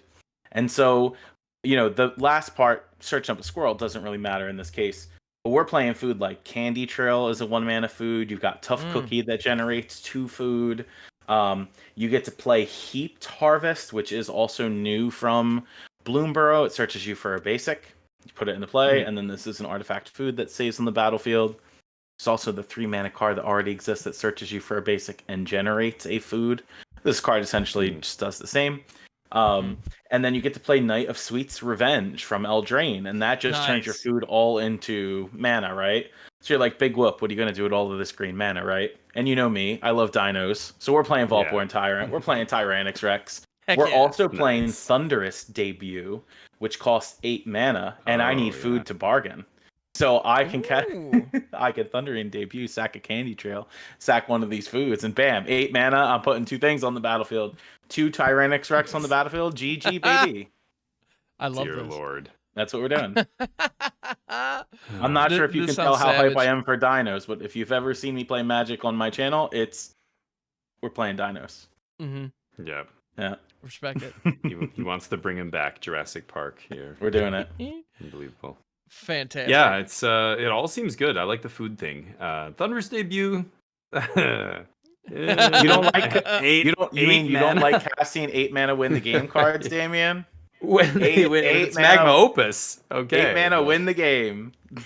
That is probably winning the game. I mean, if you slam... Wait, you're mono green, though. You're not playing, like, Terror of the Peaks or anything like that in there, Nope. right? Yeah, it's mono green. But 2 Tyrannexes will do it pretty quick. Yeah. That'll do it. Yeah, you get 2 of those out in any way. And it's funny that you're still Nice. using Thunderous Debut, because in my head, the moment Smuggler's Surprise showed up, I was like, cool. I could forget Thunderous Debut exists. Yeah. If we had more creatures on the top end in this deck, I would definitely play Smuggler's Surprise. But I think because the only payoff spells are 2, that's in Tyrannix Rex and Vaultborn Tyrant in this particular deck, Smuggler's Surprise is worse. But the chances of actually having them all have it lined you up. just gotta hope we have them in the top 20 cards of the deck. That's all. I gotcha. So I'm curious. There's a common that we haven't talked about that might fit in a deck like that, and it has a name that I just need to bring up on air while we're all here. And that is a Cash Grab. Ayo. In the set before in the set before the set that has a card called the Fear of Missing Out. Now this one has a card called Cash Grab. Again, either incredibly self-aware or completely oblivious. I'm not sure which, but I think it's self-aware. Wizards isn't dumb. So anyway, they have Twitter. They see what's going on. Anyway, so instant for 2, mill 4. You may put a permanent card from among the mill cards this way into your hand, and then if you control a squirrel or return a squirrel card to your hand this way, you create a food. So it's clearly meant to like tee up forage. Yeah. Is that worth it? It's an instant for 2. It's kind of a better mulch, Might be. I think that actually might belong in that landslide deck that I was talking about, because you get to fill your land faster. Your graveyard faster. Squirming Emergence deck wants something like this. Oh, sure. yeah. 100%, yes. Instant speed on their end step, dump a bunch of stuff, and then untap into Squirming. It pulls a land into your hand or something, but... Again, pulling a permanent out of your graveyard, I guess that kind of goes against what it's trying to do. But mill 4 for 2 is pretty good. I mean, we're looking for a replacement for Otherworldly Gaze and stuff like that. Yeah. And if this, Sultai kind of reanimator graveyard thing, this is going to be a good card in that deck. But yeah, I guess we'll see. Yeah, interesting. Cash grab. Yeah, maybe. Yeah, I think it's cool. As somebody who has been bemoaning the fact that, well, silently, if I'm honest, the fact that mulch has been legal for like the last 3 years in standard, and it's been completely unplayable. Like, it has been. It was in, I think, Crimson Vow, and it's like, doesn't matter. It's true. It's true. No, and here I am crying in tears because I remember standard with mulch and grizzly salvage. And I'm like, bring back my boys. Yeah. Right? Exactly. Yeah. Absolutely. Yeah, the classics. Yeah. But yeah, it being instant speed makes it actually viable, potentially. So that's a role player that I think we'll see play out there. Groovy. Yeah, well, were there any other brews? Anything else that we wanted to talk about while we're here? Because I mean, we're touched on all of them. Like a lot of the ones that I want to talk about, and I'm going to be doing so much stuff with otters and frogs. I know that's where I'm going to be so many starting. things. My God, have y'all seen like Ham's image for the Bloomburrow streamer event? Ham's casting spells. Like yes. Well, Ham's ready. I took that picture this morning. Thank you for thank you for calling it out. I appreciate it.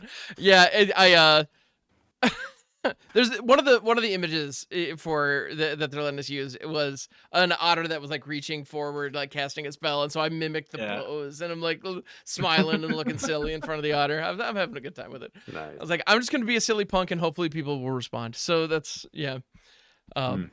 But yeah, so no, we talked about the frogs thing. I'm also, like, we mentioned otters a handful of times. I don't know that we touched on Stormcatch Mentor at any point.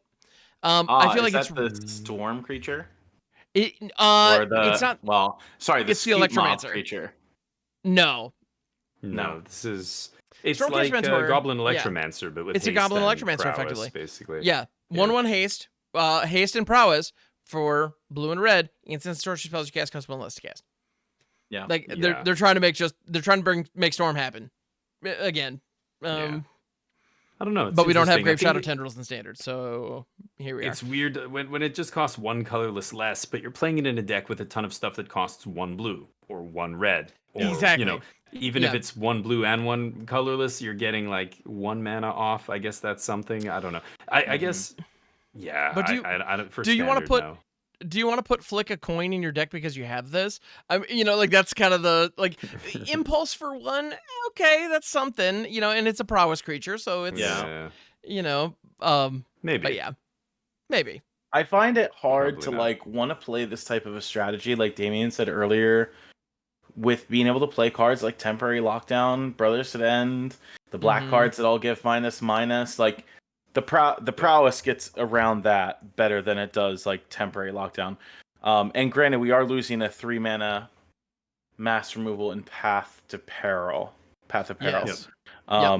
But there's still just like so many that exist in Standard now that it's like if you just want to play out your hand by turn 3, if you don't win, you lose. You actually just lose because there's no way that you can rebuild from getting wrathed on turn 3 in that type of a deck. This is just in my opinion. So it makes it hard for me to want to play this type of a card in Standard. Slick Shot Show Off is 10 times better than this card, and the strategies around Slick Shot are much better than this Mentor.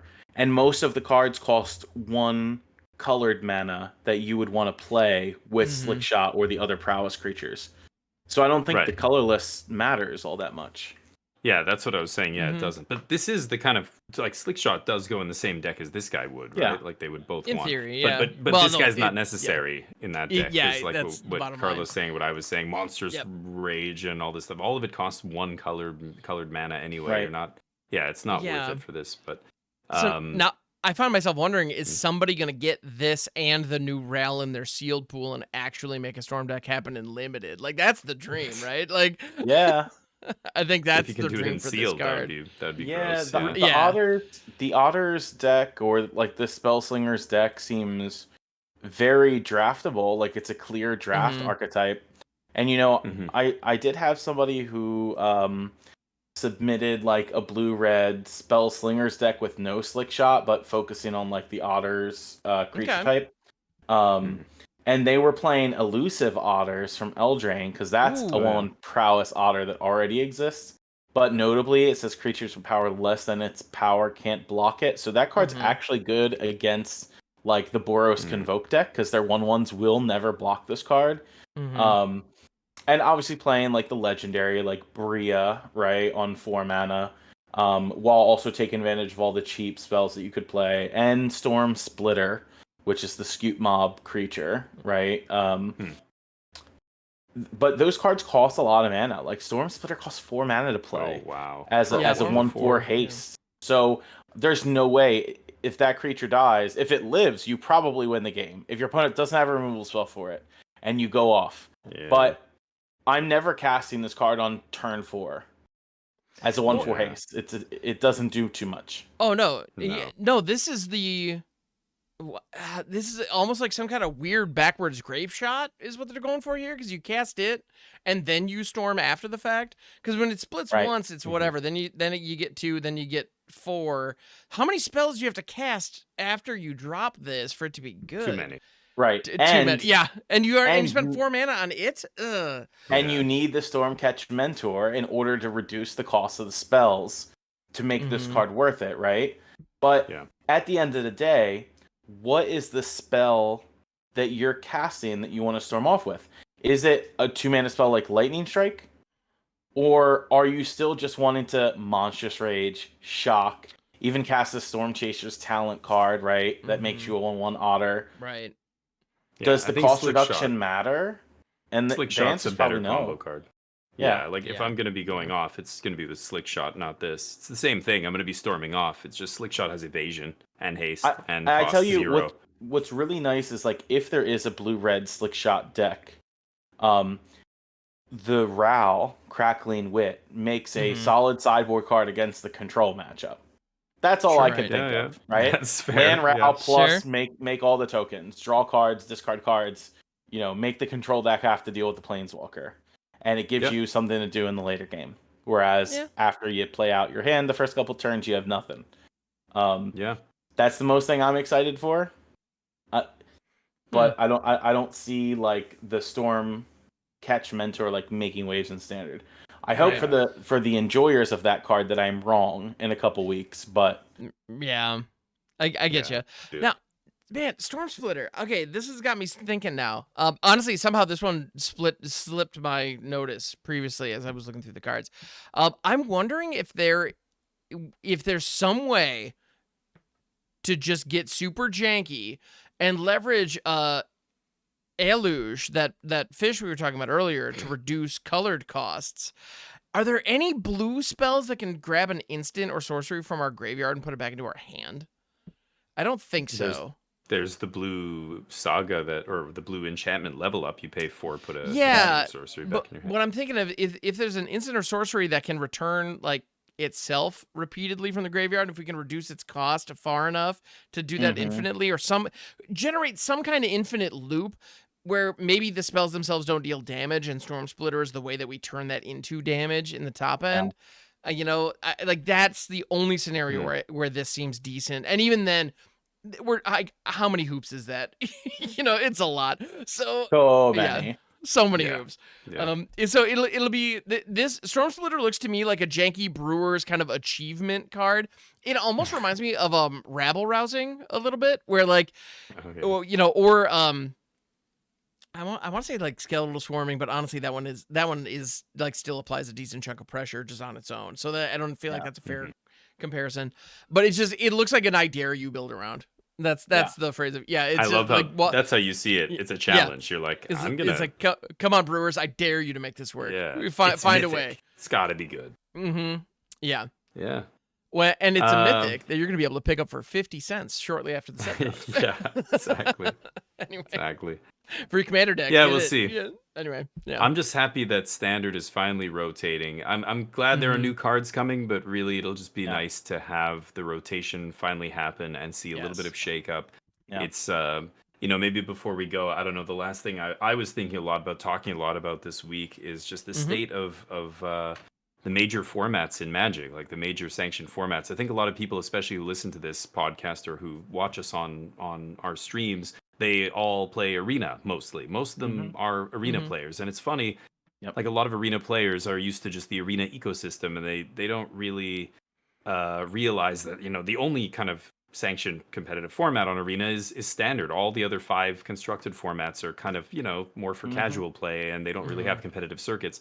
Outside of Arena, it's a gong show right now in Magic. It's crazy what's going on. I mean, we all saw the Pro Tour, and we've all talked about Nadu and all these kind of things before. But Pioneer, the RCQ season happening right now, I'm hearing nothing but people just going, "Oh my god, I hate playing Pioneer. I'm so sick of the same decks we've been playing for like 2 years." Like, there's some new additions, but for the most part, it's just everybody's saying it's considering it's balanced. It's like that there's a bunch of archetypes represented and everything, but people are still just not happy with it. Legacy's even worse state than Modern by all accounts. Yeah. And I'm just over here on Arena in my little bubble going, actually Standard's pretty great. I'm like, this is fine. People complaining about Standard, I'm like, I think it's fine. It's going to be even better soon. So it's weird what's happening. Anytime somebody asks me, they're like, what's the best format to play right now? And I'm like, Standard. By a long shot. Like, yes, you can play Commander. If you're a Commander enjoyer, totally fine. Sure, if I had to pick the best constructed format to play right now, is Standard, hands down, even without rotation. With rotation, even better. More people should be getting into playing Standard now when it's a fresh rotation. Which makes me sad that the next RCQ season is Modern. Because it would be the perfect time with a brand new Standard to have a Standard RCQ season. And listen, totally. I know that it was all pre-planned, like what season was happening when. And this weekend that we're on now at the time of this recording is the last weekend of Pioneer RCQs. Modern RCQs are next. And next weekend, which I think is the official start of Modern RCQ season, Bloomburrow releases, right, on the weekend, the pre-release, but cards are legal on pre-release. So Star City, for example, is hosting SCG Con Baltimore, and it's a Modern 20K. And I'll straight up tell you, as somebody who plays Arena and Paper Magic, and occasionally plays Modern, I was going to go to SCG Baltimore and play in the Modern event. Like, I was going to travel with friends to go. And why do I want to waste my time in the Nadu format? Like, it's not worth it to travel to go play that. There was no action taken, no emergency action taken against it, which is, in my opinion, a mistake. It's a Yeah. mistake because the new RCQ season started and they would have had to take the action. Yeah. And you know, we played the Creator Showdown with an Nadu ban, and we saw many different decks for the MTGO Creator Showdown. Obviously, the decks that were able to exist via the Pro Tour before, no Nadu, right? So you had your mono black deck, you had your energy decks, you had your Jeskai control decks. I was playing fish like a Bakala, and other people were playing other decks, whatever they wanted. Okay, Nice. totally cool, Yeah. diverse. Yeah. Yeah. I like to show up. The biggest thing I loved to do, and this was even like sort of after the first year of the pandemic, and people were starting over events. The best thing that I could do when I showed up to a modern event somewhere, and SCG hosted an event in New Jersey in 2021. I'll never forget. And I went, and there were so many people there to play the format. They were so excited to get back to play Paper Magic and play what was their favorite format at the time, which was Modern. And I could show up and sit across the table from somebody who was playing their Modern deck from 3-4 years ago, because they had the cards and they found a tournament that they could show up to and play Magic the Gathering. And that in the Modern format now does not exist. Right. It doesn't and exist. I mean, It hasn't existed since Grief Scam, right? So I'm talking before they banned Fury. It stopped existing at that point. And there were less people who were playing Modern, and they banned Fury and did nothing on Grief. And the Grief decks took over the format. And now they've printed Nadu, and the Nadu decks have taken over the format to where people even in my LGS don't want to show up to Modern anymore. They just they don't want to play. They don't want to take the time to leave their house to go there. It's just not enjoyable. You mean the thing that bans are supposed to prevent is happening? No way. Certainly. Yeah. And I'm talking only the corner case. Well, it's being anecdotal here in South Jersey, but I'm sure that it's occurring other places, right? Yeah. So I mean, there was a 5K canceled last weekend and it was Modern. It was Apex or it was NRG or somebody. They had a 5K and they had to cancel it because there was not enough attendance. They were going to do a Modern tournament. I think this was last week or maybe it was 2 weeks ago. And I was in shock. I couldn't believe it. I think they were talking about it on some Jerry T podcast or one of the podcasts they mentioned. And they were like, wow. And the tournament organizer said it was because we did not get enough attendees signing up because nobody wants to spend the time and money and like not just spending the money on the cards, but you have to spend the time to learn this convoluted combo deck. And it is a little convoluted. Not only is it a convoluted combo, you have to often explain the combo to your opponent because it's very tricky and oftentimes a judge has to get called over, and especially with the stupid Nadu, like two triggers per creature, and trying to keep track of. Oh, but then I played another Nadu, and it's a miserable experience to play, and it's watch. even worse. And it's even worse and watch online. People are saying it's unplayable online, and this is the best deck in the format. Like it's just clicking and stuff, going through all the triggers. It's a nightmare. It's just a miserable state that Modern's in, and Legacy and Pioneer. I don't know which one's worse, but they canceled a whole Legacy tournament in advance because they didn't ban Grief. Yeah, it's a one deck format right now. Same with Modern, and it feels really bad. So anyway, getting back to what we do and Standard and everything, it's funny. I think a lot of Arena players have a very rosy outlook about Magic in general and stuff like that. And I'm trying to tell them we're lucky. Lucky. I don't know. I mean, we only have one real competitive format on Arena, but at least it's a good one. And I think we should be happy that we have access to this and we're happily chugging along playing these decks and talking about rotation. I have a lot of friends who are very off of Magic right now, especially like the ones who don't play Standard, who are saying, my Eternal deck or this deck that I had in this Eternal format, like you were saying, Favretta from 3 years ago, whatever. I mean, these things rotate. Every Modern Horizons is like this, right? I mean, just like the last one, like this is, and I don't know how you win. So I wrote an article about this today. It came out on MTG Circle, and I was talking about what are the solutions here, because I feel like bannings do not. You are addressing the symptoms and not the disease by banning Nadu, for example. It's not even Nadu. It's Court of Calling. It's the enablers that allow you to fetch up all these crazy powerful creature combo cards and like. And if you ban Nadu, then it's just going to be Necro Dominance is the best card. And then you ban that, it's going to be, it's been like this. Violent Outburst got banned after Fury. And then it was the next most powerful thing. It's like... And you look at cards like Wrath of the Skies, Galvanic Discharge, the Ocelot Pride, like the Modern Horizons cards are just on another level. Like they just are. They All of they were meant to rotate the format, and Mhm. that's what they did. And a lot of players wanted that. Let's be honest, a lot of players were sick of Grief and Cascade decks that have been around forever, and Amulet Yeah. Titan and the Mhm. One Ring deck, and all those are gone. All of them are gone now. There's no Titan. There's no, I think Esper Goryo's Vengeance is the one deck that still has a decent matchup against Nadu that people are Yes. still playing. But other than that, it's just all new decks. And Yeah. so I don't know. Some players are happy. A lot of players aren't happy. I think people would have been happier had it not been just this one kind of card that's way too broken. Yeah, Because the energy and decks, I think they're fine. Yeah. But Yeah.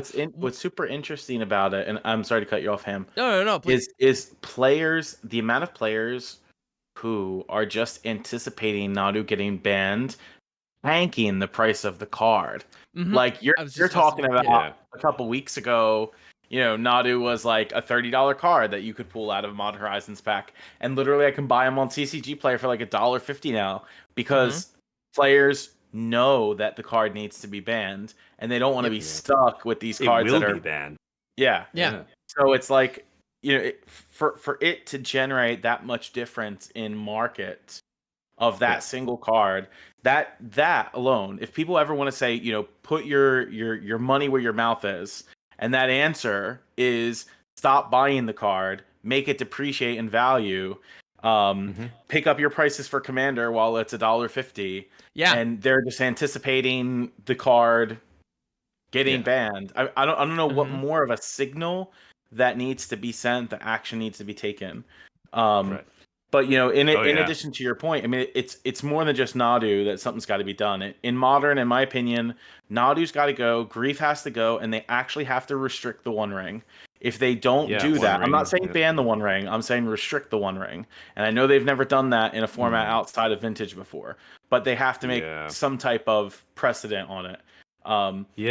Those cards need out from the format for you to have format diversity. And what's so crazy to me is like, and I know the conversation about One Ring has gone on for quite some time.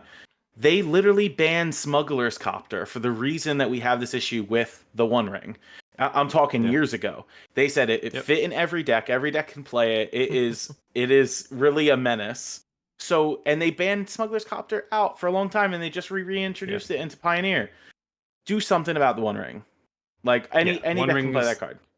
I think Modern's broken. Sorry, before I make my next point here, Ham, you wanted to say something? Well, your point on the car or the prices was exactly where I wanted to go. Shuko also, literally a month ago, I sold 7 copies of Shuko for $25 a pop, and at the time, people were saying that is like the best price you could find on like they sold within a day. Like I posted to Twitter like, "Hey, I found these. They're listed over. You have a new order." Whoa, okay. People scooped them up. It was awesome. But yeah, now. Again, if you go online, you can find them for like less than $10. It's crazy. And it's funny. I actually cracked a Nadu. I opened one bundle of Modern Horizons 3, so 8 packs, and one of them was the showcase Nadu, the profile shot Nadu. Oh wow! It's the chase rare for the best deck in Modern. I should be stoked about this, and I was just like, oh. Well, now what? Because I don't want to play that in Commander, so it's like, well, I guess I have this now. I don't. Yeah, I don't know. I don't know where it's they fun go relic from of here. this moment, I suppose. That's something, but yeah. But anyway. it's back to now that I don't have my Damien Shukos anymore. But anyway. Yeah. back to your point, Damien, though, about Standard, and I like to play Devil's Advocate a lot. So Standard is the best constructed format you can play, hands down, with rotation, without knowing what decks are going to exist past rotation. However, for the same people who say that they enjoy Standard for what it is now, the next 3 months are going to be that challenge.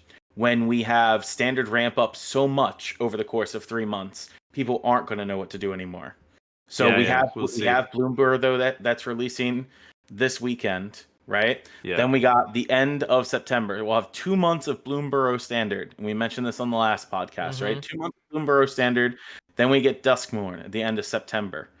And then we get Foundations mid-November. So we're only going to have an additional 5 to 6 weeks max of new Standard with Duskmourn before we have a new set, brand new, introduced with 50% reprints. Without going into the reprints that they showed us, because we covered that Click on the channel, yeah. please. Yeah. Podcast.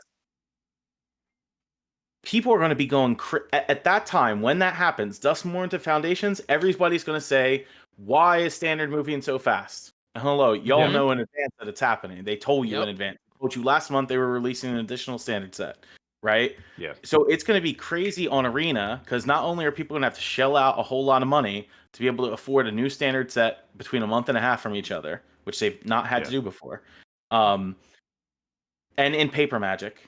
So you figure the RCQ season is going to change. So we got July, end of July. So August, September, October. It's going to be modern season. November, end of October, November, December to beginning of January is going to be new standard season. Yeah. What am I testing? Because when Worlds happens at the beginning of at the end of October is Worlds. Worlds is standard. That standard format does not matter 2 weeks after that. Yeah. So Well, what am I going to do as the standard player wanting to, I'm just saying, the common standard player, what they would do is they would look up the decks from Worlds, see what did well, and how can they alter to fix those. They can do that, but then 2 weeks later, your format changes again, which is kind of like BS, in my opinion. I don't understand why they're doing that. It's a lot of sets coming out quickly, but it is different than Modern. Remember, a Modern Horizon set is going to be way more impactful on Modern than another standard set in a format that... What are we going to? We're going to 9 sets with Bloomburrow, right? It's going to be... Sorry, -4 is 8, and then 9, isn't it? It's going to be 9 sets, right? Because we have 12, and then we're losing 4, going down to 8, and then Bloomburrow makes 9 again, I believe. So it's still going to be a big standard format. So I just wonder how impactful the like Bloomburrow and Duskmourn are going to be. I think the vacuum created by all these cards leaving with rotation is going to be a big thing for Bloomburrow when that drops, because that's simultaneously happening with the rotation. But then Duskmourn and Foundation, I'm wondering how impactful those sets are going to be. I mean, it's not going to be like Modern where they're just going to rotate the format. Like we're not going to see a slew of all new decks or something. But you're right, it's still a brand new set. I don't know how many cards they said it was going to be. I know Bloomburrow's not that big, but Foundations, I imagine, is going to be large. That's probably going to be like a 250 card set or something. So that might do something, and depending on what they reprint, I think Foundation's going to have a big impact. But Duskmourn, who knows? I mean, we'll have to see. You're right, that could happen. I'm trying to be optimistic and thinking like the impact won't be that huge. Like the decks from Worlds are probably mostly still going to be good. Like some decks might pick up some tools. I don't know, but there's no way to predict that. Maybe you're right. Maybe we see things completely change. But I think timeline. The timeline is actually quicker than I explained it, because you will go from having Worlds to probably have had at MagicCon Vegas previews for Foundations. Right, because they always do the previews. Right. And then you will have 2 weeks after MagicCon, preview season has to start for Foundations. Then you'll have the streamer events happen on all the platforms the week before, right? So imagine all of the info. It's not just like the product releasing. It's all of like the content. And I'm not just saying from us, but from like everybody in the Magic community, just sharing all of this information on top of trying to process Worlds. So like, it's just, it's a lot for folks. It's a lot for folks who play Arena almost strictly like free to play. And it's that audience that you also have to get to play Paper Magic to revitalize Standard. And I think it's a bad move, in my opinion, to introduce Foundations on the time that they are for that reason. You can't say we want to revitalize Standard and then here's an extra product that's going to be legal for longer than the normal timeline. Like, release that shit at least 4 or 5 weeks later. You know what I mean? Yes. Give us time to process what the 2 sets are that just were released. And it makes sense. If you and then say, okay, here's our plan to revitalize Standard in the LGSs, because Standard Showdown doesn't do it. Standard Showdown brings people together for some promos every once in a while. It doesn't do it. Okay, if that isn't evident by now, I don't know what else is.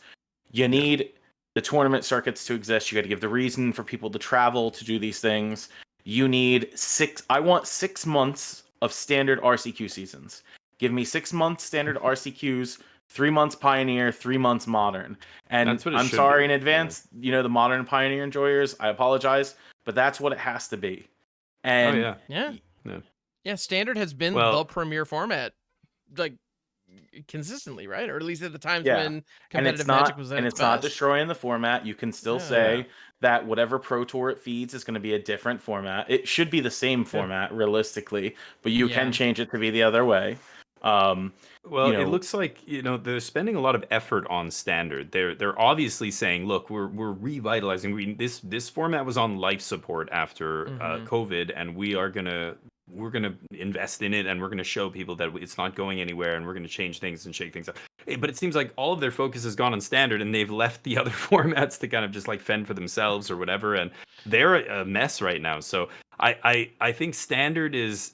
Yeah, it's going to be weird, but it's definitely going to be the premier format. And I agree with you. I'd like to see more standard and less of those other formats, because those other formats, again, the problems with things like a format like Modern, I don't think can be cured by just repeated bannings over and over. They have to bifurcate the format. Is that the word? They have to split it into some other I don't know what they have to do. It's not workable the way it is. And every new set that comes out, especially a Modern Horizons set, just seems to completely do a number on the entire format. I don't know. We'll see. So I'd like to see them focus more on standard. It seems like when they put more attention on standard, the rest of the formats languish. But then good. Like let them kind of take a back seat to standard. I agree. Make standard RCQ season 2 periods of three months each every year instead of just one. Like, I don't know.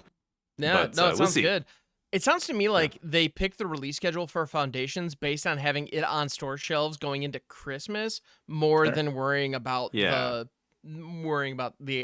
of course, the actual competitive format, which is theoretically what the set is supposed to be for. Like, the whole idea of Foundations is to give players something they can invest in for their standard decks.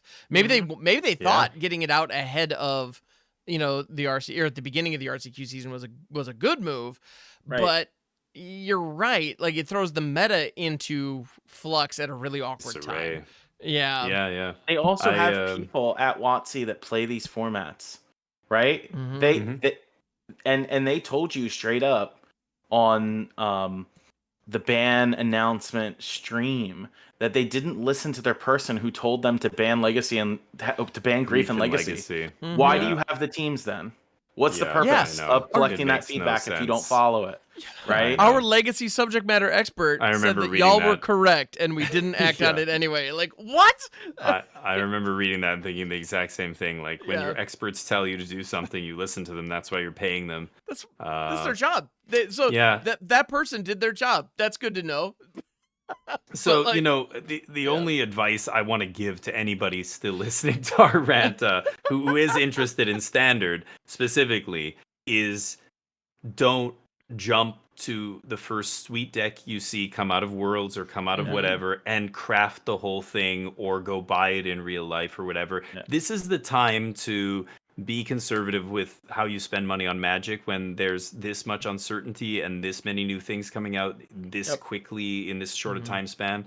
Just I'm guilty of this. I see somebody play a deck on a Pro Tour. I'm like, oh my god, that's my style of deck. I love that deck, and I've done this in the past in Standard. And I'm like, I'm gonna buy a bunch of the cards for this deck, and then within like a month, because of some other development, a new set drops and things totally change. It's irrelevant, and I'm like, oh my. But largely though, to that point, the reason it was largely irrelevant after a month is because we had other independent tournament series where Standard used to be that rock, paper, scissors format. It evolved very quickly. And it has evolved slowly now because that doesn't exist. So more people are playing more diverse decks for longer. Well, this is what's happening now. Without those tournament series, the evolution of these formats doesn't occur until the pros focus on that format. When the RCQ season comes back around and the RCs start happening, we see things happen. Look at the last Pioneer, Pro Tour, where suddenly this Black-Red Vampires deck comes out of nowhere. Nobody was doing anything with these cards until the pros decided to go, okay, we're going to break it now, and boom. And now that deck's a deck in the format. And then same with other formats. Modern, nothing happened. And then the Pro Tour happens, and holy crap, it's a whole new... Now, we had Modern Horizons 3, but before the Pro Tour, there were a couple new decks, and then you see the Pro Tour, it's like no old decks at all. Yeah. And it's so weird. So Standard's the same thing. And what you said, yeah, when Star City Games was doing their regular circuit, you saw a much higher rate of churn in Standard, like it was churning over and over and over constantly. And it sucks because I feel like it stagnates when there's no RC season happening, and that's what's happening right now. And again, we should have more standard RCQ seasons because that'll keep the format moving still, right? It's funny, but anyway, we've gone on long enough. Maybe we should shut her down here after all this. But this has I don't been know. delightful. I always appreciate hanging out and watching. I don't know, the passion come through. So I appreciate it. Yeah. All right. So, do we have anything? Well, before we get to the question of the week, which I don't know if anybody has one, I could come up with something, I'm sure. But before we do y'all have anything coming up that you want to promote? I know we got a busy week with, and I want to say too, we were talking about the just deluge of new products. Anybody out there who is doing full set reviews, thank you for your service, because my goodness, that is bonkers. And content creators everywhere. Yeah, keep doing what you're doing. It's awesome. But yeah, I know we do have the streamer event this Wednesday. Coming up on Wednesday. Yep. Yeah, and I will be streaming for my local game store this weekend. So Friday, Saturday, for Bloomburrow pre-release. It's my favorite streams to do. I've been doing it since I started like 2.5 years ago or something. I set up with my phone and I do mobile streams. So you get to see me build the different pre-release kits. I like to talk with other players at the game store to see, what type of decks that they built, what cards they're excited for, so you get to hear a bit of that. On Friday, I'm playing in 2 events. Saturday, playing 3 events, so it's going to be long days. But I'll get to build 5 different decks, open collector boosters and stuff like that you'll get to see. So It's going to be a good time. Nice. I've got a pretty special day planned on Wednesday. I'm going to start with a little game called Chained Together. It's pretty great. Climbing out of hell. We've got some Darkest Dungeon 2, Battle Brothers, Riven. Gonna be playing a bunch of games. Not Magic. Not playing Magic this Wednesday. But you guys have fun. I was shut out of the early access program apparently, so I won't be able to partake. But no rhyme or reason, no idea how I get back on. No idea how I even got on the first place. They never asked me to do anything before, but I am surprised. I honestly think that was just an oversight. I suspect it was a copy paste. I imagine nobody anyway. They don't know what they're doing over there. That's what I imagine is going on. Yeah, because you didn't. I don't know. You haven't said or done anything that. I haven't been any too provocative, I believe. Right, yeah. But maybe you have to be more provocative. Maybe, yeah. I need more hot takes. That's what I. Yeah. But anyway, it'll be fun. I'll give you guys one of you guys a raid or something. But and I'm actually planning on doing a subathon on Wednesday. So I start my stream at 7:30 a.m. Eastern time, which is my usual time, and I'll go for at least 8 hours, but hopefully significantly longer than that, capped at 24. So if you want to see me get make loopy him and suffer, stay up way past my bedtime. Ham will be going from 7:30 to 7:30. 7:30. There's a non-zero chance of that. Yeah. I have done it before, and man, if you think that, so the free association stream of consciousness that is my normal stream, oh man, just wait till you see me at 2 a.m. after I've been up that whole time. It's wild. Anyway, so yeah. Here's open. Yeah, I can't wait. It's gonna be fun. But yeah. So, do any of you gentlemen have a question of the week? So this is a new tradition that we started a couple weeks back, and we're trying to kind of get some kind of thought-provoking question. So we've talked about other other non-Magic games that we've done. We've talked about some kind of questions related to favorite basics, mechanics in game. Last week, we were talking about what Bloomburrow first, our Bloomburrow personas, because of course everybody's been talking about that. So I don't know. Do you guys, do either of you have something at top of mind? I haven't heard persona before. That's no.